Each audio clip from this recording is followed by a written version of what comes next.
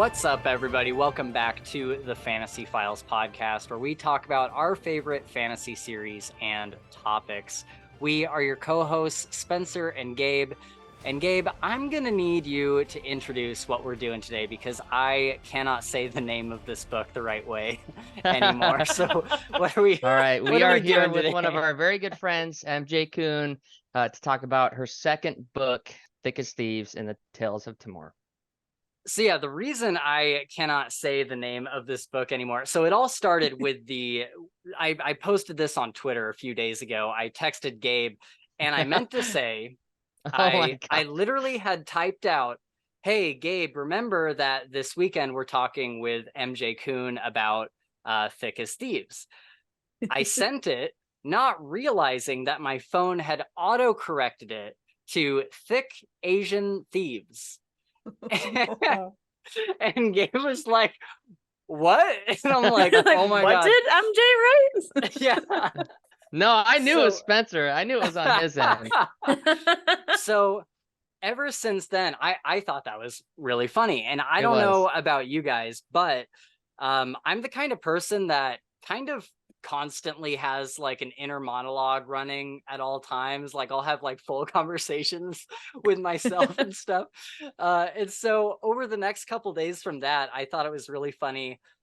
Just like thinking, and one of you mentioned it earlier, Thick As Thieves.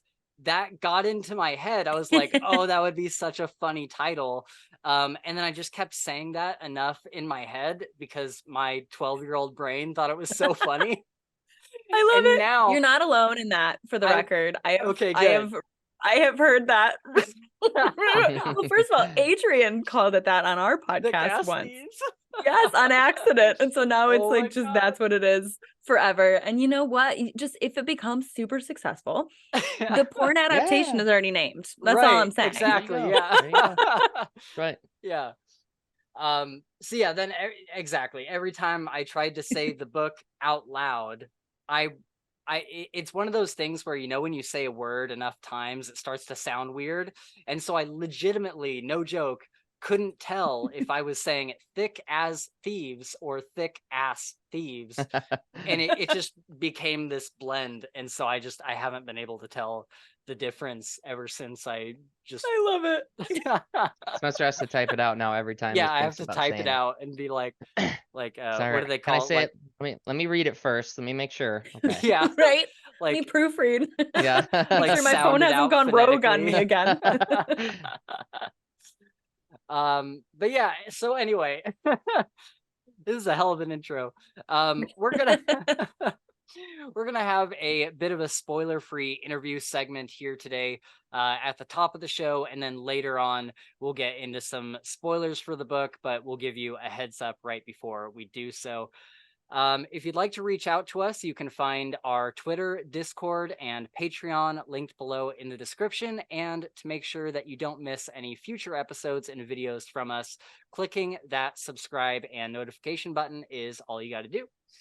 So with that out of the way, let's talk to MJ Kuhn. I don't think she needs too much introduction. She's been on the show a bunch of times. You guys know her. She has written Among Thieves and now Thick As Thieves. Thick As Thieves. Them Thick As Thieves. Baby. Just embrace it. Yeah, just embrace it now. Yeah. So yeah, thank you for joining us today. I'm glad we were able to get some time to hang out and talk about your sequel. Yes, me too. Thank you guys for inviting me to come chat with you guys. It's always so much fun. Of course.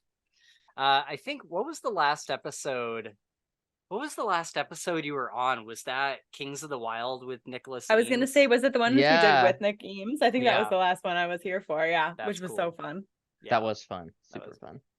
So before we get into, I guess, some of the interview questions and whatnot, have you guys been reading anything lately? I know that Gabe has been focusing on Thick As Thieves.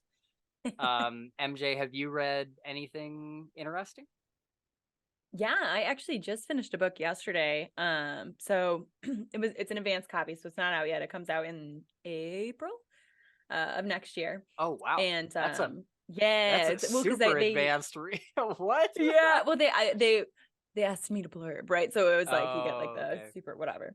And like about, I don't know, a chapter in, I was like, oh, I see why they asked me to blurb. Like this is Okay. aggressively my shit. Like it's so Okay. good. That's awesome. Yeah, it's like I mean, really, like if people liked Among Thieves or whatever, they should check this book out.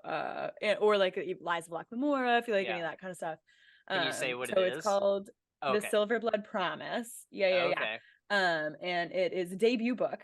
So it's by James Logan. And so it's basically like the plot is kicked off when like the main character's like father gets murdered, and then he gets a clue that is just 3 words written that his father wrote in his own blood as he was dying. And Whoa. yeah, dark. Yeah, Dope, right? That's awesome. That's And awesome. right? And so then the character is like following this very sparse breadcrumb of clues, and he gets just like wrapped up in like this seedy underworld of this city, and there's magic and there's monsters and there's What? oh my That god, sounds it's so so cool. good. It's Yeah, it sounds really really cool. incredible.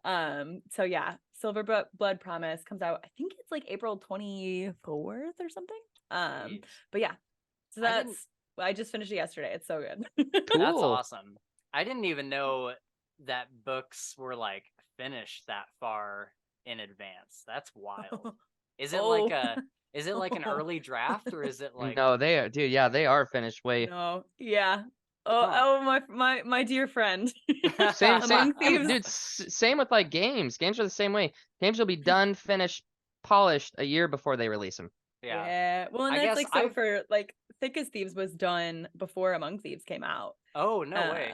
Really? Yeah, and then I had like some small like copy edits, right? So like you know, maybe there's like a typo somewhere, right, in this book that I just read, but like pretty much she done. Yeah. Wow. She done. That's done. wild. Yeah, I guess I was just thinking like I think the earliest I've ever received an arc was like maybe a month and a half before it came out. Oh, like, wow. That's wild. I had no idea they were finished that early sometimes. Yeah, well, and I think for the indie market, it's different, right? Because Trad Pub is a very slow dinosaur that moves at, you know, half the speed of smell. So it's I love it, but it's not fast. Yeah, that's gonna be my new favorite thing to say. I know, half the speed of smell. I love that. It's very visceral, isn't it? Yep. Yeah. I can't take credit. I think I stole it from a stand-up comedy bit, but I can't remember what comedian. So if someone remembers, drop it in the comments. That's right. Awesome. Nice. Okay. So the only thing that I've read besides this book recently was Lightbringer, the newest Red Rising book. And MJ, you need to get on this. You need to read. I'm so far behind. It's I know last one I read was, what's the third one? Morning Star. Star is the last one I read, and I loved it. I just have, you know. I know that you were really happy with how the original trilogy wrapped up, but it's the rest of the story. You got to hear what happens. Well, now that I'm getting good, because initially people were telling me, no, just stop after the original, because people weren't loving book 4. And I still get the sense that of the next ones, book 4 is people's like least favorite, but that it picks up and is fantastic. So I gotta check it out. I know. I think that's where I stopped too. Didn't I? You got like halfway through 4. Yeah. Okay. Yeah. And you know, I could see why book 4 wouldn't be some people's thing, but for me it really worked. I was really into Iron Gold, I think is the 4th one. And especially near the end, it really just reaches a big crescendo. And then Dark Age was so good. It's like it's on track to be probably in my top 3 for the year. Like it was really, really good. And Dark Age, and I even thought the same thing of Iron Gold, but especially Dark Age was like, oh, this is Red Rising. Like this is like what I love about Red Rising. And so I would encourage everyone to get through Iron Gold if you're not really enjoying it, and at least try Dark Age. Dark Age is also one of the, like, by far one of the darkest books I've ever read. It's Ooh. like I Is it read sad that just made me perk up? I know, right? Dark. No. I know. I'm into it. I think Yeah. I remember you texting me a couple times while reading that and I was telling me like, some stuff that's happening. yeah. I was I was like, like, wow, I okay, was like, all right. I need a shower. There's a phrase there's a phrase that gets used about halfway through the book called a meat carpet. Oh, And geez. so Oh, Wow. that is That's- visceral. Yeah. That's visceral. So yeah, I would encourage you guys, like if you like grimdark, like I read a ton of grimdark, and I thought that I had read some really, really dark stuff. But this definitely kind of Took the cake. Yeah. So I got through Dark Age, and then Lightbringer, I just read it, like literally finished it a week ago, maybe less.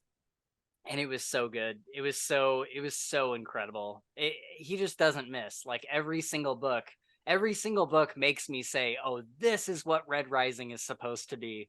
And that's exactly how I felt with Lightbringer. So I'm super excited for the next one. I think the next one is Red God, and that's the final book in the entire series. good Ooh, title. okay, so it's No gonna be. I more. was gonna That's a good ask you title. how Yeah. many, if we knew how many there were total. Yeah, Red God is the very last one. He says he's not going to write anymore in the series, period. Like no third trilogy, nothing after Red God. So I'm really excited for it. I can't wait to see where all the characters end up and how many of them die, because all of them die. But yeah, so that's kind of what I've been on lately. Oh, MJ, I don't know if you know this, but I've been reading a lot of Harry Potter recently for the first Oh time. my God, I've seen your tweets. Is this literally a first read through for you? Because you seem like you're like, It is. it's kind of wholesome actually, because like I'm seeing you make remarks Yeah. where you're like, Same. oh my God, no way. And I'm like, oh my God, I remember like feeling like that when I was reading it at like age 13, or you know what I mean? Like, Yeah, exactly. back in the day. Yeah. Like, yeah. Oh man, yeah, it is just fantastic. I finished the series. I put up a Harry Potter series review that's on the channel, and I think it's probably one of my best videos. It's getting like 4 times the amount of views that our normal video gets. Yeah, it's Harry, So I'm like, Potter, dude. yeah, I'm well, like, and also people are probably like, this Joker ain't read Harry Potter yet. yeah, yeah, for real. First time, it's freaking 2023, dude. Holy moly.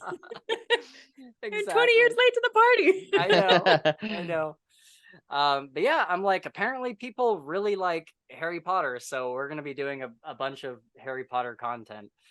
But yeah, it was phenomenal. It's literally like it's this close to making it into my top 3 of all time. Like Oh wow. Okay. Yeah. I loved my time with it so much. And yeah, it was just an incredible experience. When people say that the series is just magical as a reading experience, it really is. Like it really felt like magic. Yeah. Well, I feel like I heard somewhere once that like when you're writing a fantasy world, like either it has to be somewhere where you would never want to be, like, right? Like we're talking like Game of Thrones or like anything written by Abercrombie, right? Yeah. Or it has to be somewhere like that it's lush and you would want to live there, right? And that makes me think, I mean, Harry Potter's one, but like Lord of the Rings, right? Like I want to go to the Shire, right? Like or Chronicles of Narnia, right? Like those kinds of places where you actually want to go, and it's like there's like 2 ends of the spectrum, and like don't fall in the middle. That's right. That's right. Don't fall in the middle. Yeah, people would always say like, "Oh yeah, when I was a kid, like I wanted to live at Hogwarts so bad," and I never understood it. I always thought that Harry Potter was super overrated. I'd never obviously read the books or anything, but I was like, it's just like this big popular thing that was kind of a pop culture thing. And so when people would talk about it, I'd be like, really? You wanted to live at Hogwarts? Come on. Like, really? You're like, you nerd. And now you're exactly. like, that's exactly how I felt about it. I was gonna say, when you were in high school, you heard one bigger, older, football cooler kid say, "Oh, Harry Potter sucks." Yeah. And you're like, "Oh yeah, shit, Harry Potter does suck." Like, yeah, exactly. Yeah. It's the worst. But yeah, and then as soon as I read it, I'm like, oh, like I want to live at Hogwarts now at 31 years old. If and forever. If I had read this when I was like 10 years old, it would have become my entire personality. I would have been such a fucking nerd. Like that was true for many of us. Spencer, you already are such a fucking nerd, dude. I would have been such a dork about it. And I would have had like a Gryffindor banner in my room. It would have been a whole thing. And maybe I'm calling people out here. Maybe you guys did have the Gryffindor banner. I don't know. Didn't have the Gryffindor banner, but I fucking loved Harry Potter. Yeah. I was gonna say, bold of you to assume I'm a Gryffindor. Come on. Yeah, for real. Have you done the Hufflepuff? test? Who knows, dude? Oh yeah, she's a Hufflepuff. I'm a Ravenclaw, baby. Ravenclaw. All right, let's go. All right. All right. Yeah, I was talking to speaking of the Gryffindor banner, I was talking to Gabe on a podcast maybe a few episodes ago. And I'm like, I just finished the series, and I'm like, I'm at the phase in my like Harry Potter whatever you call it, your life addiction. Yeah.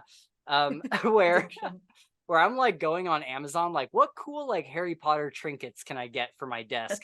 And I saw a full size oh god, what is it called? Not Firebolt. The like broom thing. Yeah, the broom. You're gonna have every Funko Pop that was ever made for it. You're gonna have all of them. I know. And I'm like, I'm legitimately looking at this broom like I could put that on my wall. And I'm thinking about it more. I'm like, no, if anybody came over, you'd have to take it down. Yeah, I'm like, I have to. That's literally what he told me in a text message. He says, "Man, I really want to get this broom, but if anybody other than you came over, I'd have to hide it." Yeah, I would never get laid again. I'd have to like put it in the closet. It would be a whole thing, and then they'd be like, "Why do you have these two like random hooks on your wall?" And it's like, "Oh, well, that's where my firebolt goes," and it's a whole. I just becomes a whole thing. Yeah, I decided to opt out, but I am gonna get I'm gonna get like a little golden snitch on a little pedestal, and that way I can have it on my desk, and then just shove it in a drawer if somebody comes by. Trinkets, man. Desk trinkets are. I have desk trinkets of all kinds of stuff, right? And I feel like a snitch, like nobody's gonna know what a snitch is unless like they've watched, enough Harry Potter to know. Yeah. You know what I'm saying? Like a broom, they'd be like, "Oh, wizards, Harry Potter, whatever." I don't know though. I feel like somebody would see the snitch and be like, I don't know what that is, but it's definitely something super nerdy. Nerd shit. It's like it's a gold ball with wings. I don't like this guy no more. He's a nerd. You got some weird gold shit on your wall. I don't like it. For the record, you shouldn't be hanging out with people that aren't nerds anyway. That's what I'm saying. Exactly. They're lame. Embrace your nerdiness, dude. It's true.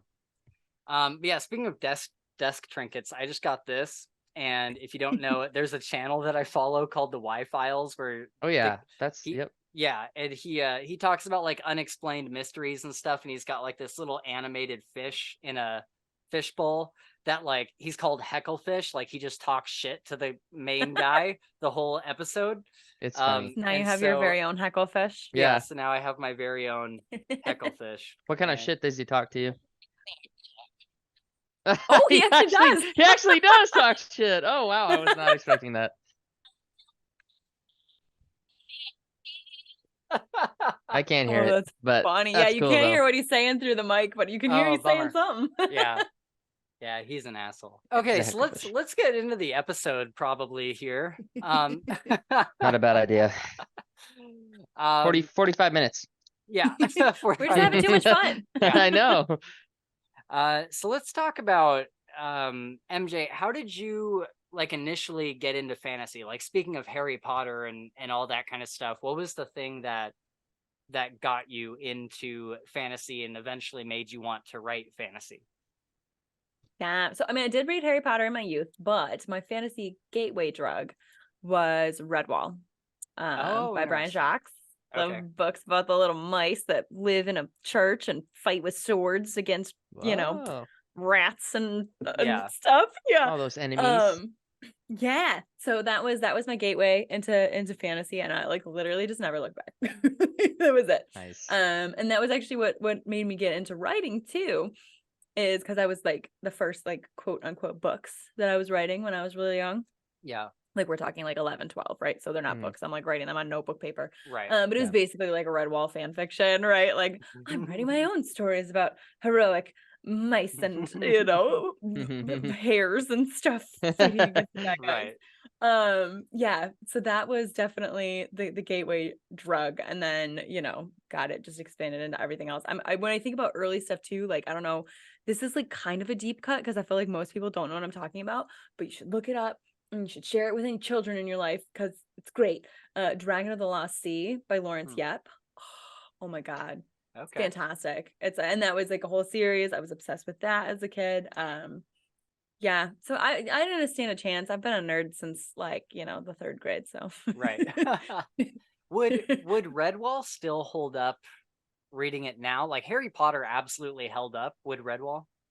It does. And that's the thing I didn't know because I mowed through all of the Redwall books, between probably 4th and 6th grade, right? But then during COVID, I was like, I need a double shot of nostalgia stat.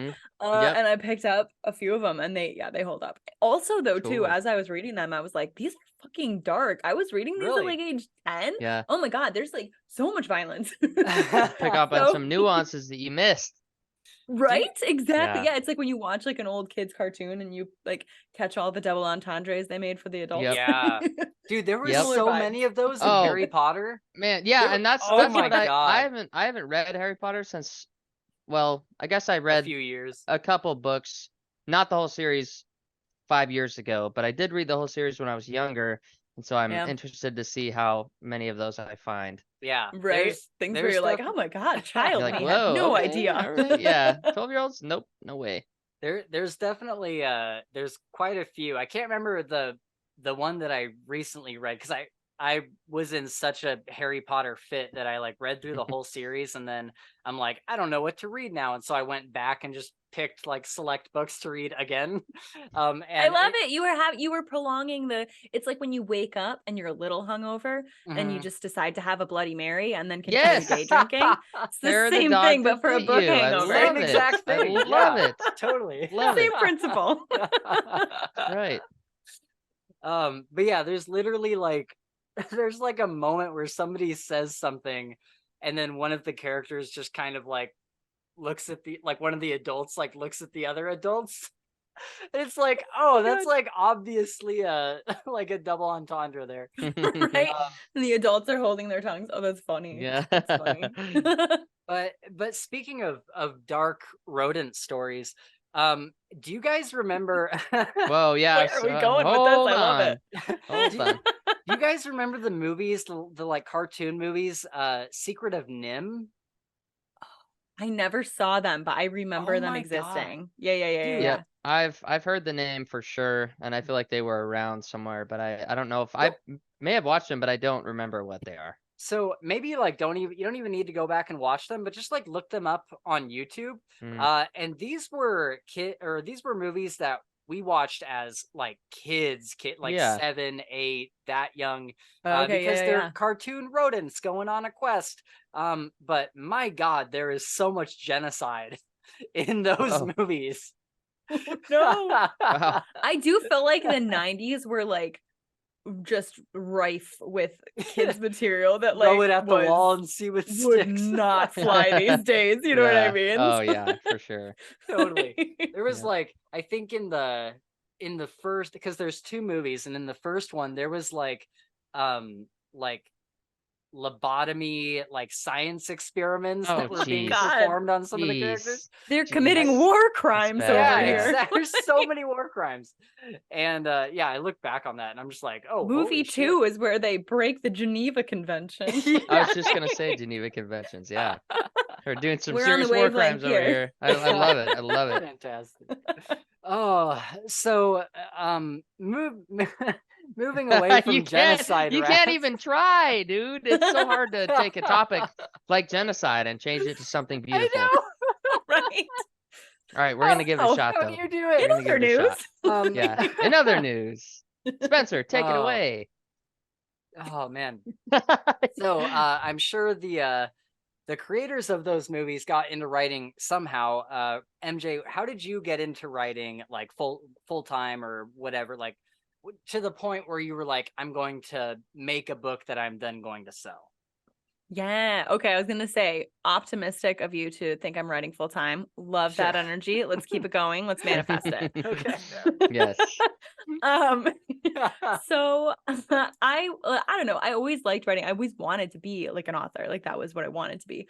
But then, when you're in high school and everyone's seeing guidance counselors and they're telling you the horror stories about unemployment and whatever, I don't know. You get the public school system happened and beat the life out of me, as it does for many creatives, right? So I just decided to like do a college major that was like a little more like sensible, quote unquote, right? Yeah. Which I say I regret it because like I see like my friends that like, so like Genevieve Gornichek, she's fantastic, author of The Witch's Heart and Weaver the Witch Queen. It just came out. She did like a major in, I think it was history, maybe even Norse history, right? And she writes like this Norse mythology, these fantastic books. And like her college major like actually helped her with it. And I'm always like, I should have done something like that. Like if I'd done like early world history or something, as a fantasy writer. But I am thankful that I did my sensible little communication major because now I work full time in marketing and I can like afford a roof over my head while I'm trying to write novels. So pluses, minuses, right? But yeah, so I did all that and then I got out of college and I got my first like full time J job where I'm sitting in an office and like wearing a little pencil skirt, doing my thing. And like a week into that, I was like, fuck this. Like that. Yeah. This is not what I'm doing until not I'm what I'm gonna do. Something. Yeah, exactly. Yeah. So pretty soon after that is when I started like dusting off some old ideas and trying to write books and actually finish them, edit them, find beta readers for them, right? Stuff like that. So it was probably like 2013-ish was when I started like getting serious about it and getting back into it. Okay, cool. Yeah. Capitalism, man, it wore me down so fast. Yeah. It wears everybody down.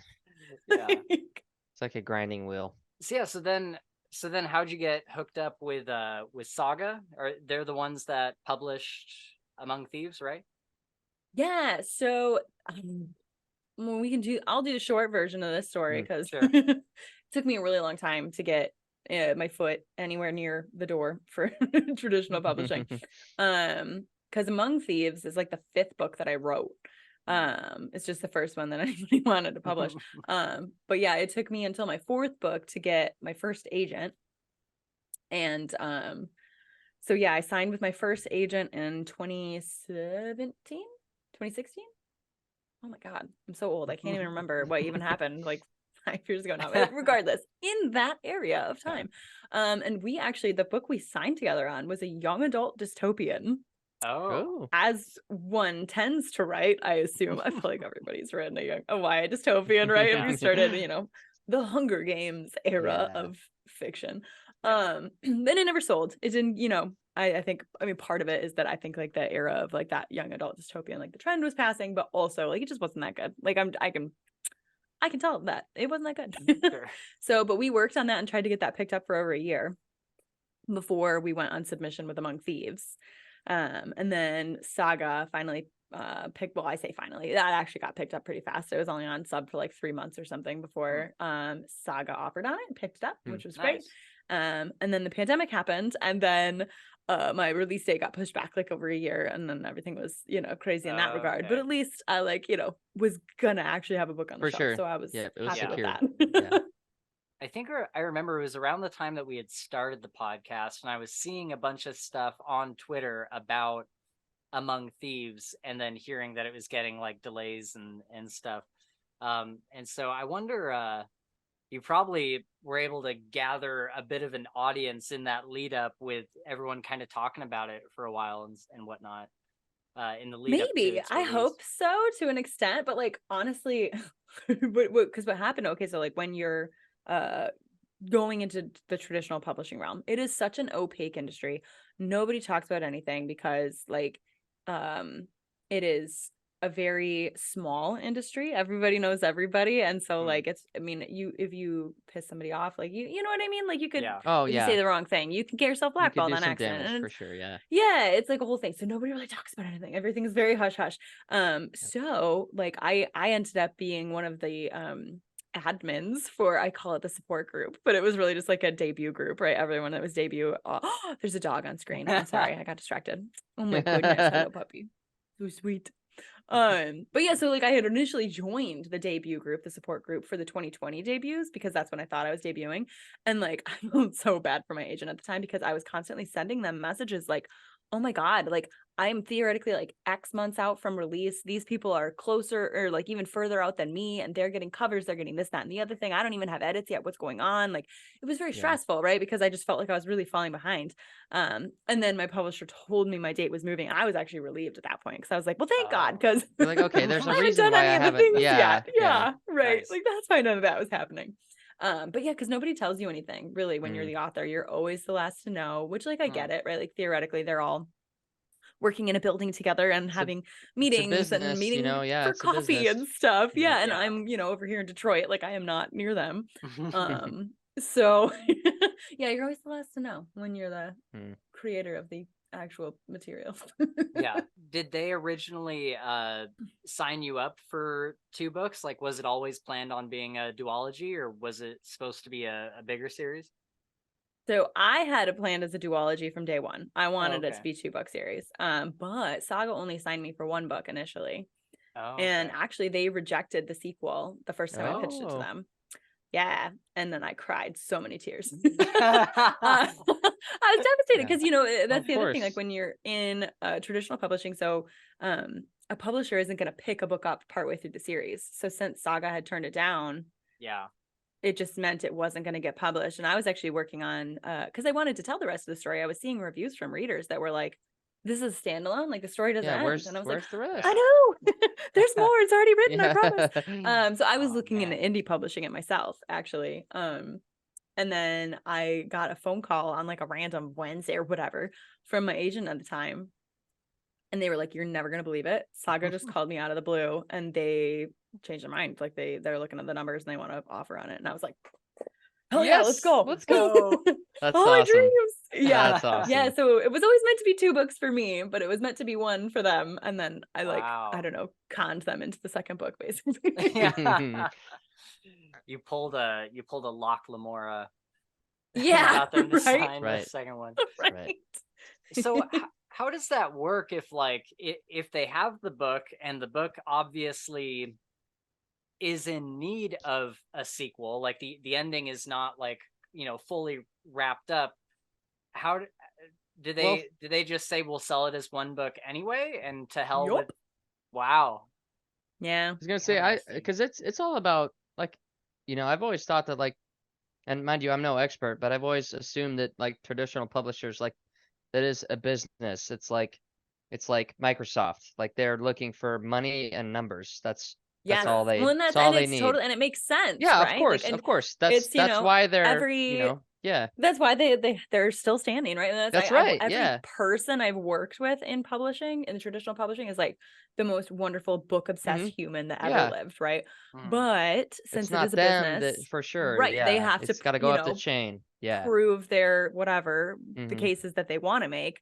So like even I wasn't in any of these meetings, but even if my editor had wanted to pick up Thick As Thieves initially, the person above him, the his numbers boss says, for no, book 1 weren't there yet, right? We can't justify it, whatever.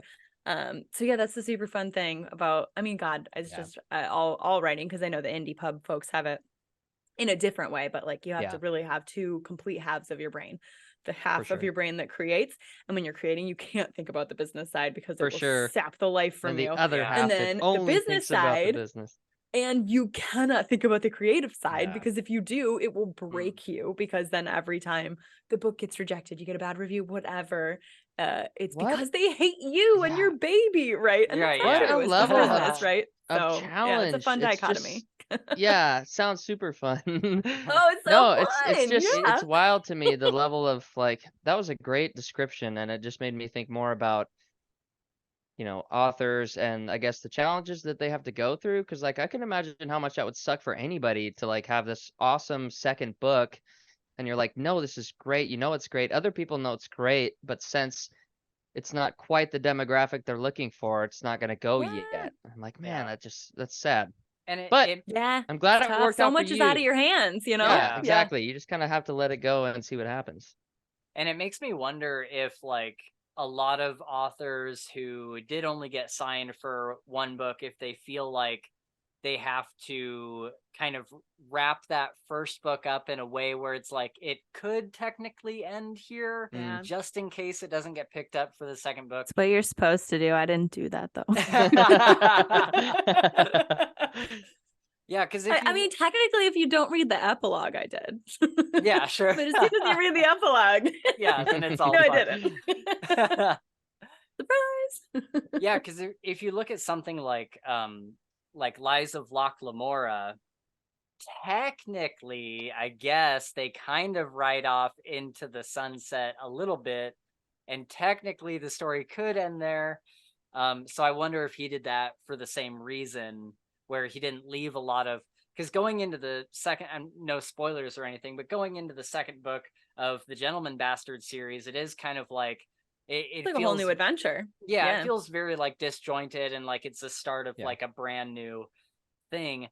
And so I kind of wonder if he went through a similar thing where he was like, I have to wrap up the first book in a way where if it doesn't get picked up, it's still a good story. It's still standalone for the most part. It can stand by itself. Yeah. Well, and that's the thing too, like, because now I'm like scarred for life because I was so stressed out about that, where it's like when I'm pursuing now, I have a couple standalones that I've written, and then I am working on a trilogy, and I'm like, either I'm getting a 3-book deal for that trilogy, or I'm indie publishing that trilogy. Like I don't want to play this game. Yeah, for sure.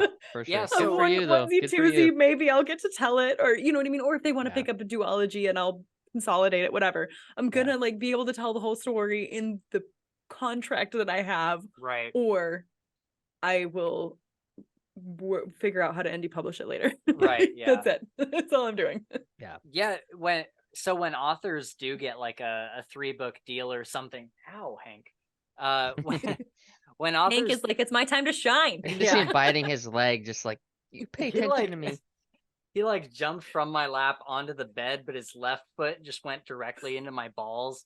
Is like, ow, dude, come on. He's like, no human siblings. Bam. That's right. That's right. I'm the only one. So anyways, when such a hard transition. Yeah, that is hard. When authors do get like a 3-book deal, is it the thing where they pretty much have to write all 3 books and then try to sell those, or do they write the first book and then kind of like an outline for the next couple books, or how does that happen typically? It's a good question. Yeah, so I feel like it probably varies, but I'll just talk about my experience and then like the people that I know. Because it's so funny. It's like it's a grass is always greener situation in publishing. Everything is, right? But it's like was always like envious of my friends that had multi-book deals, right? Because I knew I wanted to tell the whole story. But there is something very freeing about not being under contract, because you don't have a deadline. You're not writing with that pressure looming over you, right? Yeah. You do have a little more freedom to explore different things. Well, if you're Patrick Rothfuss, you can take 15 years to write the 3rd book. It doesn't matter, right? Or George R. Martin, or you know, any number of of those guys. Yeah. But yeah, so generally, what I've seen is you have the first book fully written, and then you have a detailed pitch, basically like a synopsis for the rest of the books in the series that you're trying to get a deal for. However, I've also seen times where it's like they get a 2-book deal, 3-book deal, whatever, and it's literally just the book that they sold as a standalone. And the publisher's just like, you kid, you got moxie, I want your next 2 books, whatever they are, right? Like that's kind of, I mean, not whatever they are, they can still turn them down, but because of course they can. But yeah, so I feel like there's all kinds of variety, but you know, they're definitely not all written beforehand, because it still goes through editing, right? When the first book gets picked up, the editor could want to make major changes, and then that would really impact what happens in the next 2 books, or you know, whatever the case is. So yeah, then you get the delightful experience of writing a book on deadline, which I have yet to experience. And I would simultaneously love it because it would mean I would have multiple books under contract. Right. And I'm dreading it because I'm a very slow writer. So to win, lose, whatever. Yeah. Love-hate relationship right there. Yeah, there you go. That's a better way to put it. Yes. Can you imagine that? I mean, and I'm sure there's a billion other examples too, but Jim Butcher is just the one that I know best. Can you believe he got like a 25, 27 book deal like that? That's in the context of what you're saying, that sounds ridiculous. Yeah, well, it's, I mean, God, the big Leigh Bardugo deal that everyone was talking about. No, where she got, what was it? Oh my God, she got literally, I can't remember who the publisher is, which is whatever, doesn't matter. Yep. But it was like a 7-figure deal. Like we're talking, Whoa. no, I think it was a 9-figure. I mean, it was fucking stupid. Like it was that's a lot of money. Yeah. And I mean, it's Leigh Bardugo, right? And literally the deal was just, we want your next 9 books across various age categories and genres and lengths. So literally it was like, bitch, whatever you write, we'll put our stamp on it. And honestly, respect, because she sells, you know what I mean? Everything she writes sells like crazy. So I get it. It's a good business decision. But yeah, I feel like once your name reaches a critical mass, getting those multiple book deals is probably a little easier. Is it Leigh Bardugo? Is she the Ninth House? Yeah, Ninth House, the Shadow and Bone, Six of Crows, all of that stuff. Yeah. She's pretty much. Oh, she did a Marvel novel, didn't she? Yeah, pretty much everything she writes sells like hotcakes. So, Shadow which I mean, I've enjoyed everything I've written that was by her. So go Leigh, she's crushing it. Heck yeah. Netflix has like a Shadow and Bone series now, which I've heard people are pretty mixed on, but people are like, yeah, it's all right, it's pretty good.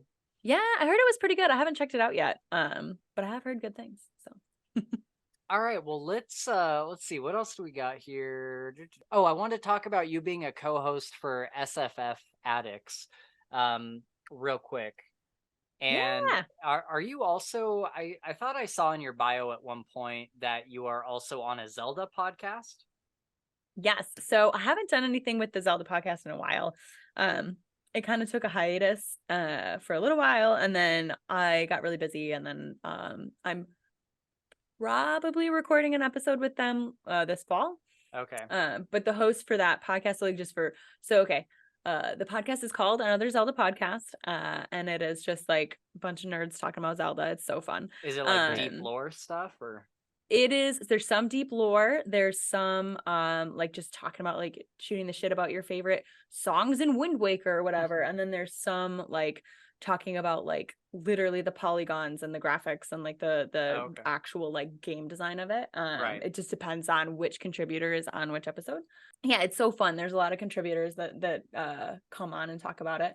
But the host is really particular about recording. And if you see this, I say this with love, David. But he wants to record in person always. He doesn't believe in recording over Zoom. Just it's his personal that's cool podcasting quirk. But he lives in Chicago. And I live in Detroit. So you know what I mean? It becomes a little bit challenging. So I'm traveling to Kenosha, Wisconsin to do an event later this fall. So I'm thinking, and I'm gonna drive because it's only like 5 hours, and I live in the Midwest. That's nothing. So I'm thinking I'm probably gonna stop in Chicago, either the way there or the way back, and try to record something with him. Yeah, how far of a drive is that to Chicago from Detroit? It's not that far. Yeah, I've done the drive before. It's just really the challenge. If you're going into Chicago proper, what you're gonna want to do is you're gonna want to drive to like one of the train stations in Western Michigan or in Indiana, park in the lot there, and then take the train into the city. Because parking is a bitch in Chicago. But yeah, it's not that far of a drive. It's just like annoying to get into Chicago proper. You know what I mean? Like any big city. So have you guys on that podcast, have you covered when the fuck are they gonna do an Ocarina of Time remaster or remake? Probably. Yeah. No, you know what? I want Wind Waker for the Switch, man. I want my childhood favorite game in the All of them need palm to of come my to the literal Switch. hands. I Yeah. want that. Yeah. I would pay Wind so Waker much was your money for like childhood a favorite? whatever yeah, it was the first one I ever played. Oh, okay. Yeah, I was late to gaming. My first console that I ever had was a GameCube. So Have you ever played Ocarina? Oh yeah. I've played Okay. Ocarina. I love Okay. Majora's. I mean, I've played all of them since. But like, the first one, it just has like that little nostalgia, glow of yeah, for childhood sure. warmth. For And sure. that's how I Definitely. feel about Wind Waker. Yeah. To be fair, I love Wind Waker, but Ocarina, man. Dude, Except for collecting those fucking Triforce shards. Oh yeah. It's the worst. Dude, And Tingle just like making you pay out the ass for every map. So annoying. Yeah. Okay, so then SFF addicts, how did you get set up with them? Yeah, so that's a super fun story because I really didn't do anything. Oh. So my co-host for SFF Addicts, he's amazing. He started the show. His name is Adrian M. Gibson. He's a delightful human and also a writer. And I'm so excited. Like I actually just got to beta read some of his what will be his like debut and it's really good. Nice. But yeah, so I just appeared on an episode. So it was actually trying to remember which, because I'd been on a few episodes of the show. I think the one I was on was a deep dive about House of the Dragon. With like literally the actor that played Serial Pharrell was on with us. Whoa. Oh shit. Yeah. Like I was telling you guys off air, Adrian M. Gibson can like get fucking anyone on this show. He's a wizard. It's amazing. He's so good at it. I don't know what he does, but he's great. But anyways, like so after I had a great time on the episode. It was probably the second or third time I'd worked with Adrian, like just appearing as a guest on the show. And he like sent me a message after and was like, hey, I'm actually like thinking about changing up the format. I want to bring on a co-host. And like, I feel like we got a good vibe. Like, have you ever thought about podcasting? And I was like, funny you mentioned that. I already do some podcasting. Right. I sure do. Yeah, right. I like podcasting actually. So yeah, I just kind of fell into it. He just like invited me on. Cool. And yeah, and it's amazing. It's so funny. I can't believe like a year ago I barely knew Adrian, and now like I literally talk to this man every day. That's awesome. That is awesome. Yeah. The co-host bond is strong, you guys know. Yeah. That's right. Oh yeah. Oh yeah.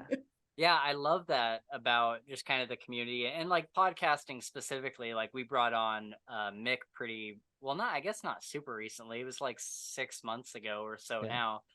And yeah, he like I talk to him pretty much every day. It's wild to I don't know, this whole community is so cool for connections like that and just meeting friends from all across book people the world. Are the coolest. They're so cool. And that's it. Like I was saying, like Adrian can get anyone on the show. Like, I mean, we've had Christopher Paolini on the show. We had Martha Wells on the show, Chuck Wendig. Like we've had some pretty big names. They're all fucking cool. Like none of them suck. Like some of them are so famous and they're so nice. It's like just book people are awesome. Have I told you at the end of last year, Gabe and I had been talking for a while about bringing on another co-host. And we were kind of going back and forth on it for a long time. Then by the end of the year, we decided that we definitely needed another person because we have Chris, but he comes on like literally 3 times a year. So limited availability. Yeah, we're like we need someone who can come on like once a month. And you were the person that we were considering.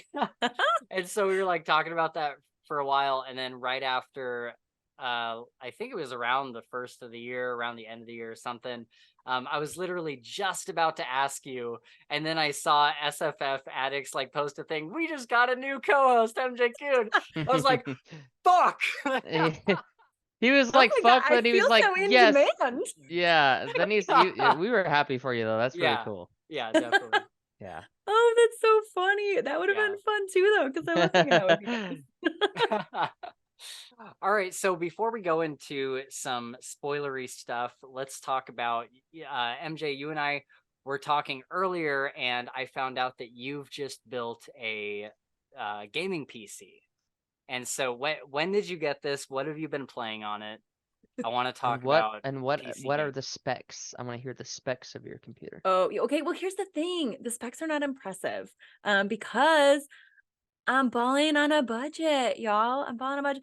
I literally like I did research and I was like, okay, what are the cheapest things I can get that are still good, right? Like where it's still gonna be able to like run the games I want to run. We're not gonna judge you. You don't have the and whatever $2,000 4090. It's okay. No, yeah, it was like yeah, it was less than $1,000 for this Yeah. bad boy. Well, more when I For the whole added my computer? pretty monitor. Yeah, Oh, nice. good for you. right, crushing it. Hell yeah. Yeah, so I got the RTX 3060 for Nice. graphics. Yeah. Nice. And then processor is just like the i5 12400F. And I got terabyte storage. I mean, so yeah, it's like it does the trick. It does the job. No, that still is a very solid gaming Going PC. all right. Yeah. Yeah. My laptop's got a 2060 and it still can play almost any game. So Yeah. Yeah, well I got the flat because okay, so I literally got this Friday. It is Monday when we're recording. Okay, yeah. Oh, So okay. it's new. This is new. This is Yeah. brand new. Yeah. It's my new toy. I love it. I'm obsessed. But I bought, so the first thing I bought for it was Age of Empires. Nice. Because, well, actually, technically, so I have a MacBook and I have Steam and I've played some stuff on my MacBook. Like we're talking Stardew Valley, right? Like real basic games, right? Yep. And I bought Age of Empires on Steam like a month ago because I was like, oh, that's a pretty basic game. It's old. It's from my childhood. Like it'll be fine. Yeah. I bought it and then I looked at it and it only runs on Windows. And I was like, oh shit. oh man. It's only like $20, but I was like, okay, I'm gonna play this game that I spent all my money on. So yeah, I stayed up till like 2 a.m. on Friday playing Age of Empires. Stardew Valley or Age of Empires? Age of No, Age of Empires, man. But you played Stardew Valley? Oh yeah. And you like Stardew Valley? I played a lot of Stardew Valley. I fuck with Stardew Valley. It is an incredible game. Oh, I play so it. Good. It's like cozy, but you can still get the combat. I have it on my Switch. Whenever I play games on my Switch, the first thing I do is play Stardew Valley. Yep, I have Stardew on Steam and I have it on my Switch. Nice. So just wherever I am. Well, because I got it on together, Steam. dude. I was gonna say I got it on Steam because I had a collab farm with one of my coworkers, and it was so fun. Yeah, it's co-op, dude. Okay. Absolutely. It's great. It's wonderful. It's a great I'll be game. honest. Underrated. You would never play Stardew Valley. You would fucking hate every second of Stardew Valley. I'm just gonna tell you that right now. Don't buy it. Every and time, it's okay. You don't have to like it. But that's true. Yeah, I just know him when he's like, oh, everybody else is playing it. Nope, you will not like Stardew Valley. Yeah. Every time I see like screenshots for it or videos for it, I'm just like, why do people play this? You got to really be about the farming and growing your farm lifestyle, dude. Well, and it's it's almost like a. It's kind of like almost Sims too, like a little bit, right? Like an interactive webcomic a little bit too, because like when you talk to the different villagers, like they all have like really dark storylines. Like you talk to one of like, I don't know if you talk to Shane. Oh yeah. He's like an active alcoholic. You like find him passed out on a cliffside in one of the things. I'm like, okay, this is this game took a turn. Were you guys really into Animal Crossing too? Yes. Yeah. So I mean, I played Harvest Moon.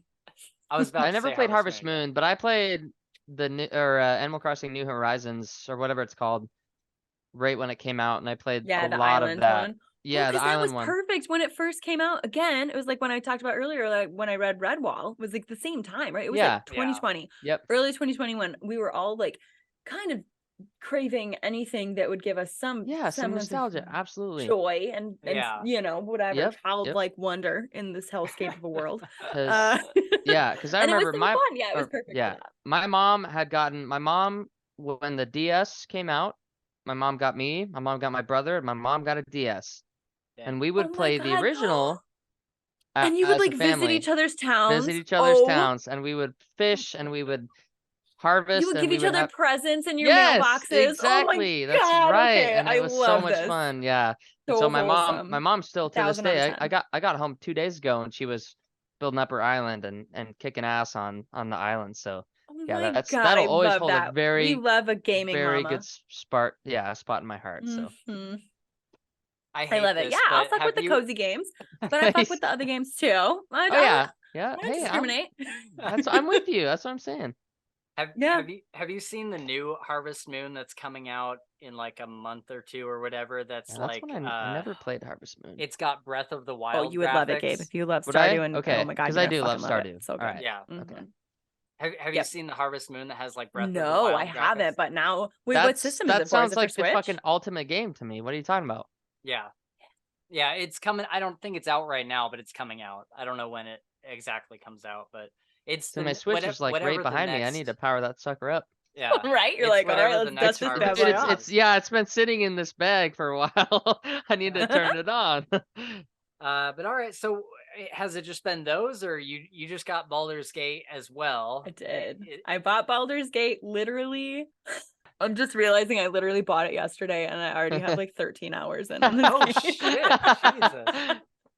Wow. Go okay. MJ. I love and it. I worked a full day today. Like I was all good Sunday job. pretty much. And I'm gonna play it tonight after we log on.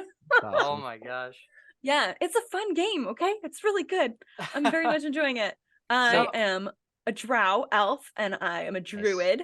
I can turn into a wolf and bite people's faces off. It's amazing. I love it. I already have 3 people in my party and I'm crushing it. Well, I'm not really crushing it. I actually am failing critically on like all of the important roles always. So, yeah. So how does the co-op work with that, especially in like dialogue? Like are you all selecting dialogue options or?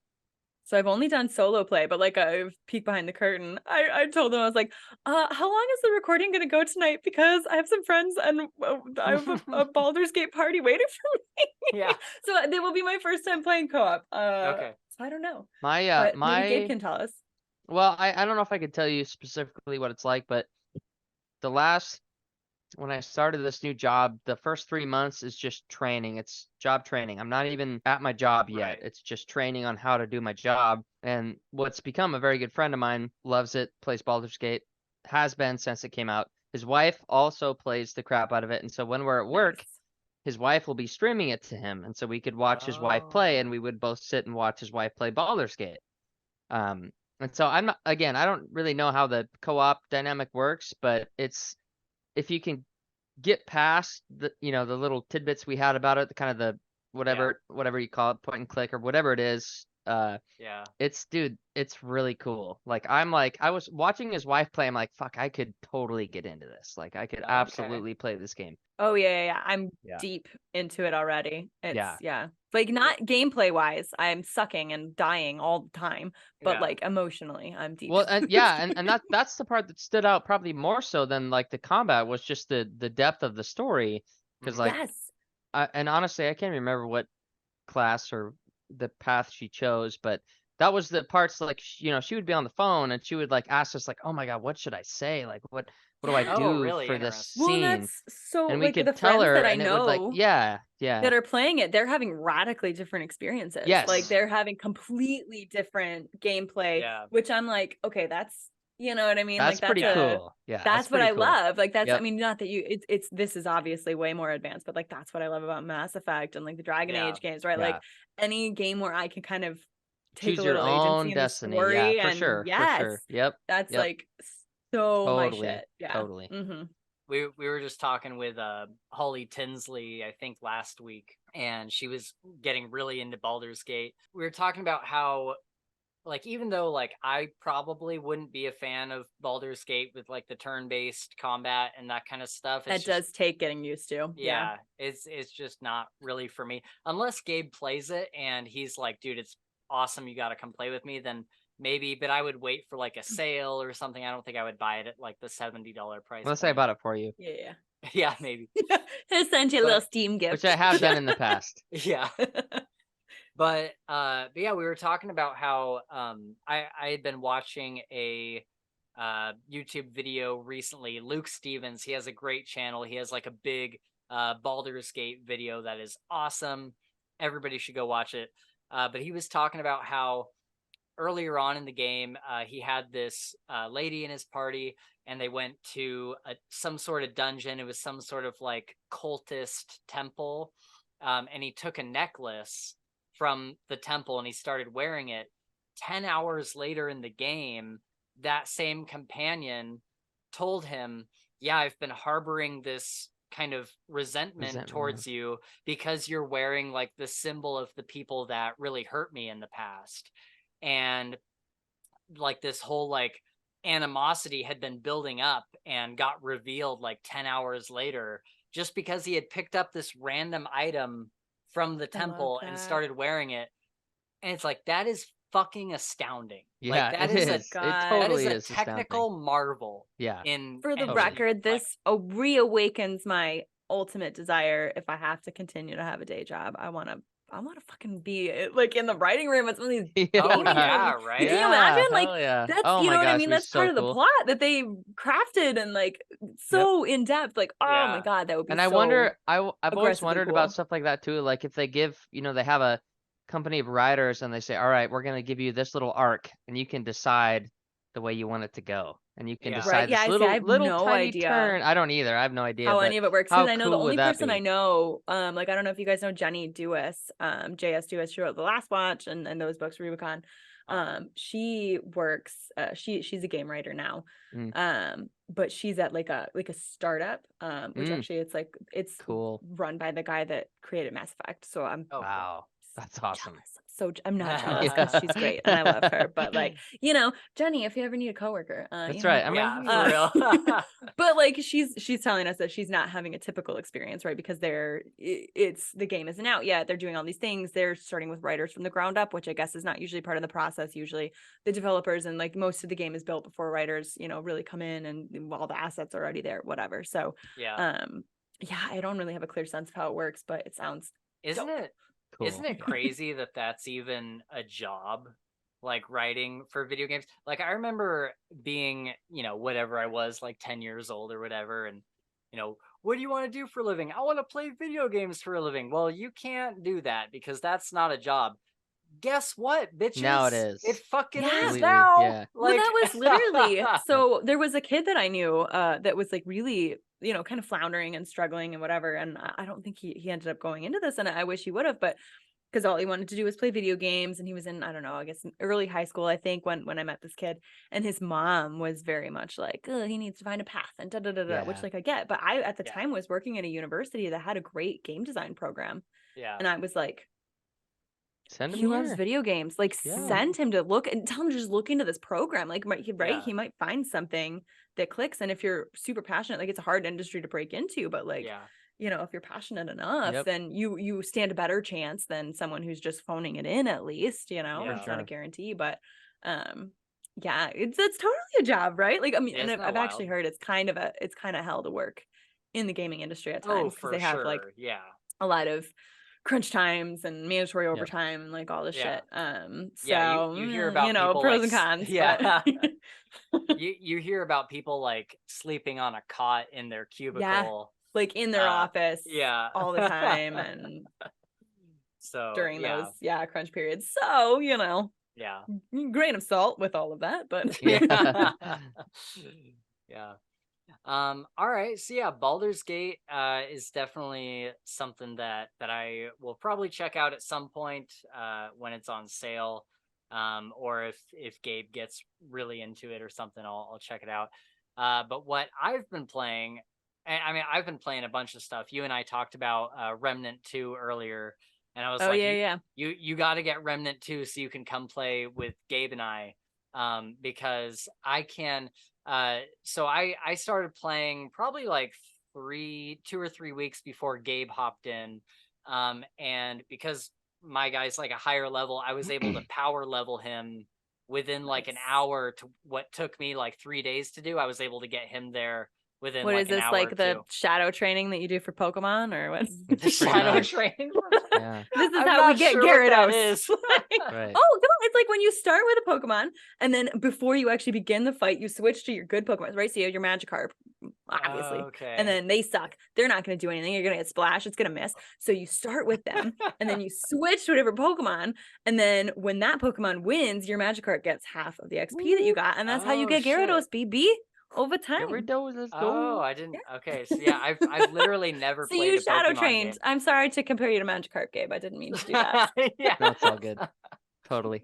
But so you should jump in with us, because we could power level you really quick. Freaking fun, dude. Yeah, well, your kind of pitch was that it's sort of a Souls-alike, but it won't make me want to rage quit my life. If we can play any game with you, we would have a good time. Yeah. So- For Right? sure. I Yeah. feel like we would have a definitely. really Over good time. Yeah. Yeah. Right? Yeah. Have a nice little Discord server. Yeah, no matter exactly. I got one already. It's all set up. Yeah. I love it. I love it. Yeah. No matter what, now that you have a PC, we have to do like co-op games or multiplayer games in general. Now I'm part of the cool kids club. Yeah, I can play all the games That's with the cool right. kids with the Exactly. PCs. So But yeah, Remnant's been a ton of fun. Gabe and I have really been enjoying it, and it is there is like a difficulty to it. And Gabe, correct me if I'm wrong in saying this, but I think there is a difficulty to it, but it's not like rage quit. Like every time Gabe and I have gotten to like a boss that like kills us multiple times,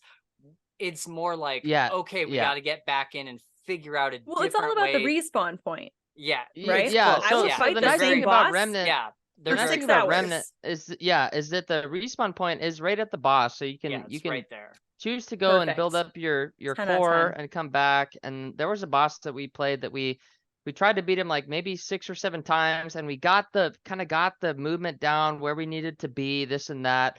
And then Spencer's like, all right, let's go rank up our gear a couple times. So we went back out and got some money to do that. We did it, came back, it was a piece of cake. Yeah. See, that's the thing, because I'll grind, I'll fight the same boss over and over again. Right. But it's when I rage quit, and this is what happening with Dark Souls. And I like famously I've DNF'd Dark Souls. I know it's only one. No one blames you. I rage quit once and never picked back up. Like, I mean, I rage quit more times than that, but the last time I rage quit was for good. But it's, you know what I mean, when you die and then you back like an hour of gameplay. Oh, that's rough. I honestly, if Remnant was like that, I wouldn't have played it. I would have stopped playing it very fast if it was anything like that. Same, for sure. The other game that I've been playing, and what you have to play now that you have a good PC, is Spencer's got a list. He's going down the list. Yeah, right. I know. I should be taking notes. Yes, you should. Have you tried Hogwarts Legacy? No, I've seen the gameplay vids though. I've heard it's fun. So also, good. You're such a Harry Potter nerd. God, that's right. So this is what got me there. This is what got me there. Is I decided to pick up this was the gateway. This is it. This is the gateway drug right here.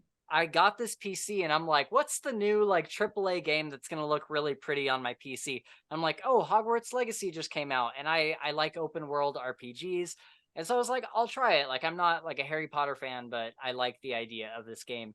I got into it, and probably after like a week of playing it, I was like, I need to read these books. Like, I need to know more about the world. I need to know more about because the game is set in the past. I'm like, I need to know more about like what happens in the future from here. Yeah. And God, it is so fucking good. I've put 70 hours into this game. I haven't even finished. I'm finishing the main story tonight.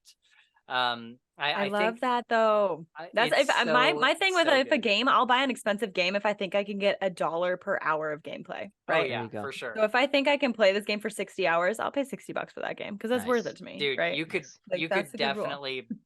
And there's parts of the map that I haven't even touched. Like, you could easily put like 100 hours into this game. Put 100 hours in, and it's not even like 100 hours of just like random fetch quests and stuff. Dicking around, like the side quests, like every side quest is a legitimate story. Like, it's a legitimate like interaction with you and another character, and then an actual story that's taking place within this small segment of the world.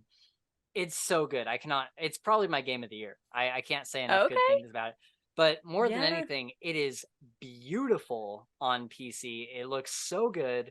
And the combat is a ton of fun, and it's just the story is fine. It's kind of like a B tier story, but that's not why you're there. Like, walking through Hogwarts, and I had a deeper appreciation for this after reading the books.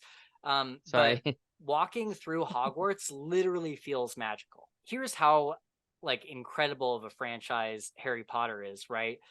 Me having never read any of the books, I saw like a couple of the movies when I was like 20 or something, but I was also drunk, like I wasn't really like paying as attention. One does when you're 20. Yes.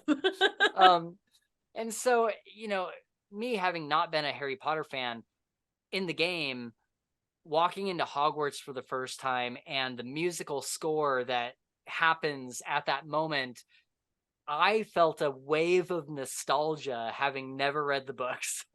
Oh my God. It is the power of a great musical score. Yeah. Right. Oh, Love man. it. Oh, It's so good. So you have to play Hogwarts Legacy. It's so amazing. I'm going to be finishing it up tonight. English is hard tonight. And I think I'm at like the boss before the final boss, so I should get there. Whoa. And then I'm gonna do a live stream doing a like evil Slytherin playthrough. Ooh. Oh my God. Okay, I love that energy for you, because Yeah. I always want to Me do too. like you gotta play it nice, Yeah. but then you You gotta gotta do play- your yeah. Right. Mass Effect right. Renegade playthrough. You gotta do Exactly. your, you know what I mean? My mom's in her bad playthrough right now. Yeah. Your mom And- sounds so dope. Dude, my mom's I've a heard gamer, only dude. two So many things games. about your mom. I she's love a her gamer. already. You could ask Spencer. Like, my mom has been gaming since like one of the. I remember, dude. I honestly remember like I was little PlayStation 2 era, maybe even 1.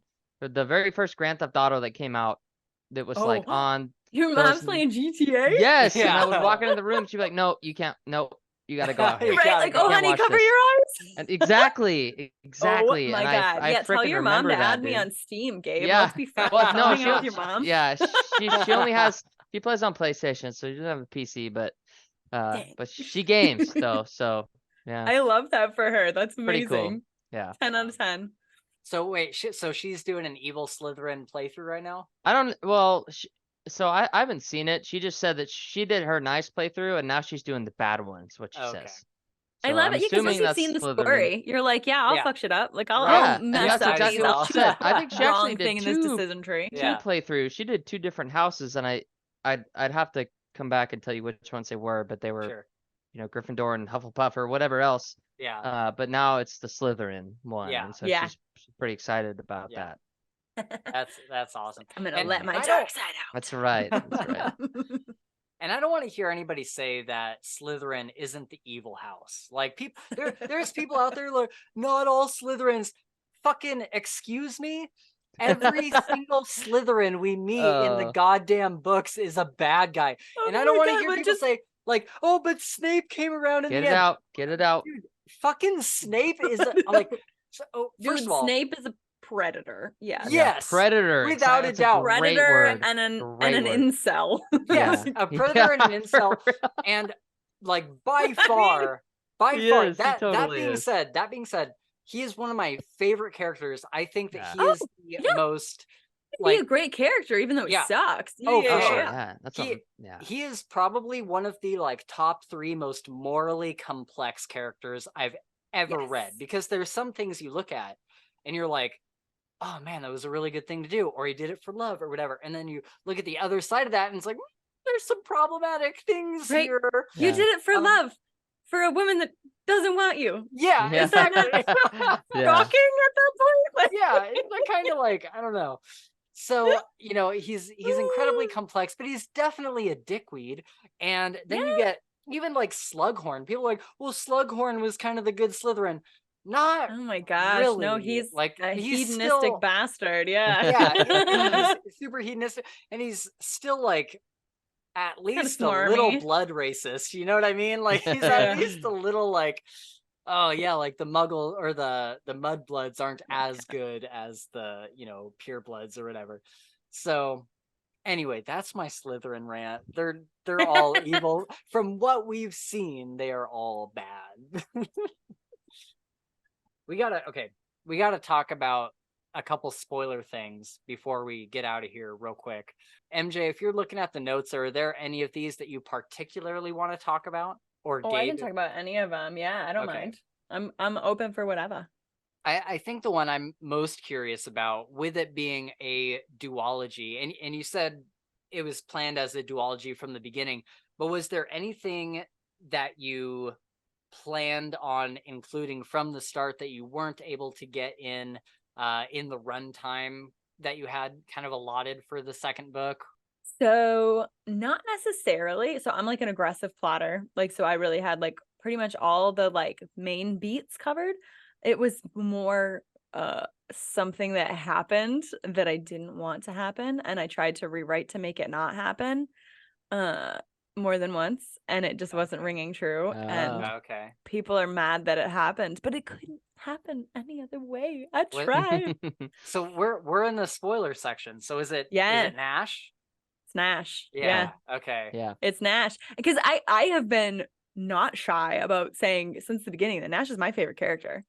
Like, Nash is my favorite. I would go get a beer with Nash. Nash is my girl. Totally. I fucking love Nash, right? And so I was just trying to write that scene any other way, and it just doesn't, it didn't vibe anyway. I tried to write it to save Nash. It cheapened it. You know what I mean? It didn't feel genuine to what would actually happen. And yeah, so that surprised me. I wasn't expecting to kill Nash. I'm so sorry. But yeah, that's like a majority of the like angry text messages I got from like friends, which like Sheree, so like CL Clark, author of The Unbroken, they'll never forgive me. They already told me. I was finishing your second book like today, right? Like I had finished like 20 minutes before the podcast. It's fresh. It's fresh. And so I was like almost crying. I was like, oh my gosh, this is fucking sad, dude. I mean, as the author, I'm thrilled. No, for sure. No, it was great. It was like enthralling, and I loved it, but it was like, it made me feel a lot. So again, kudos to you for that.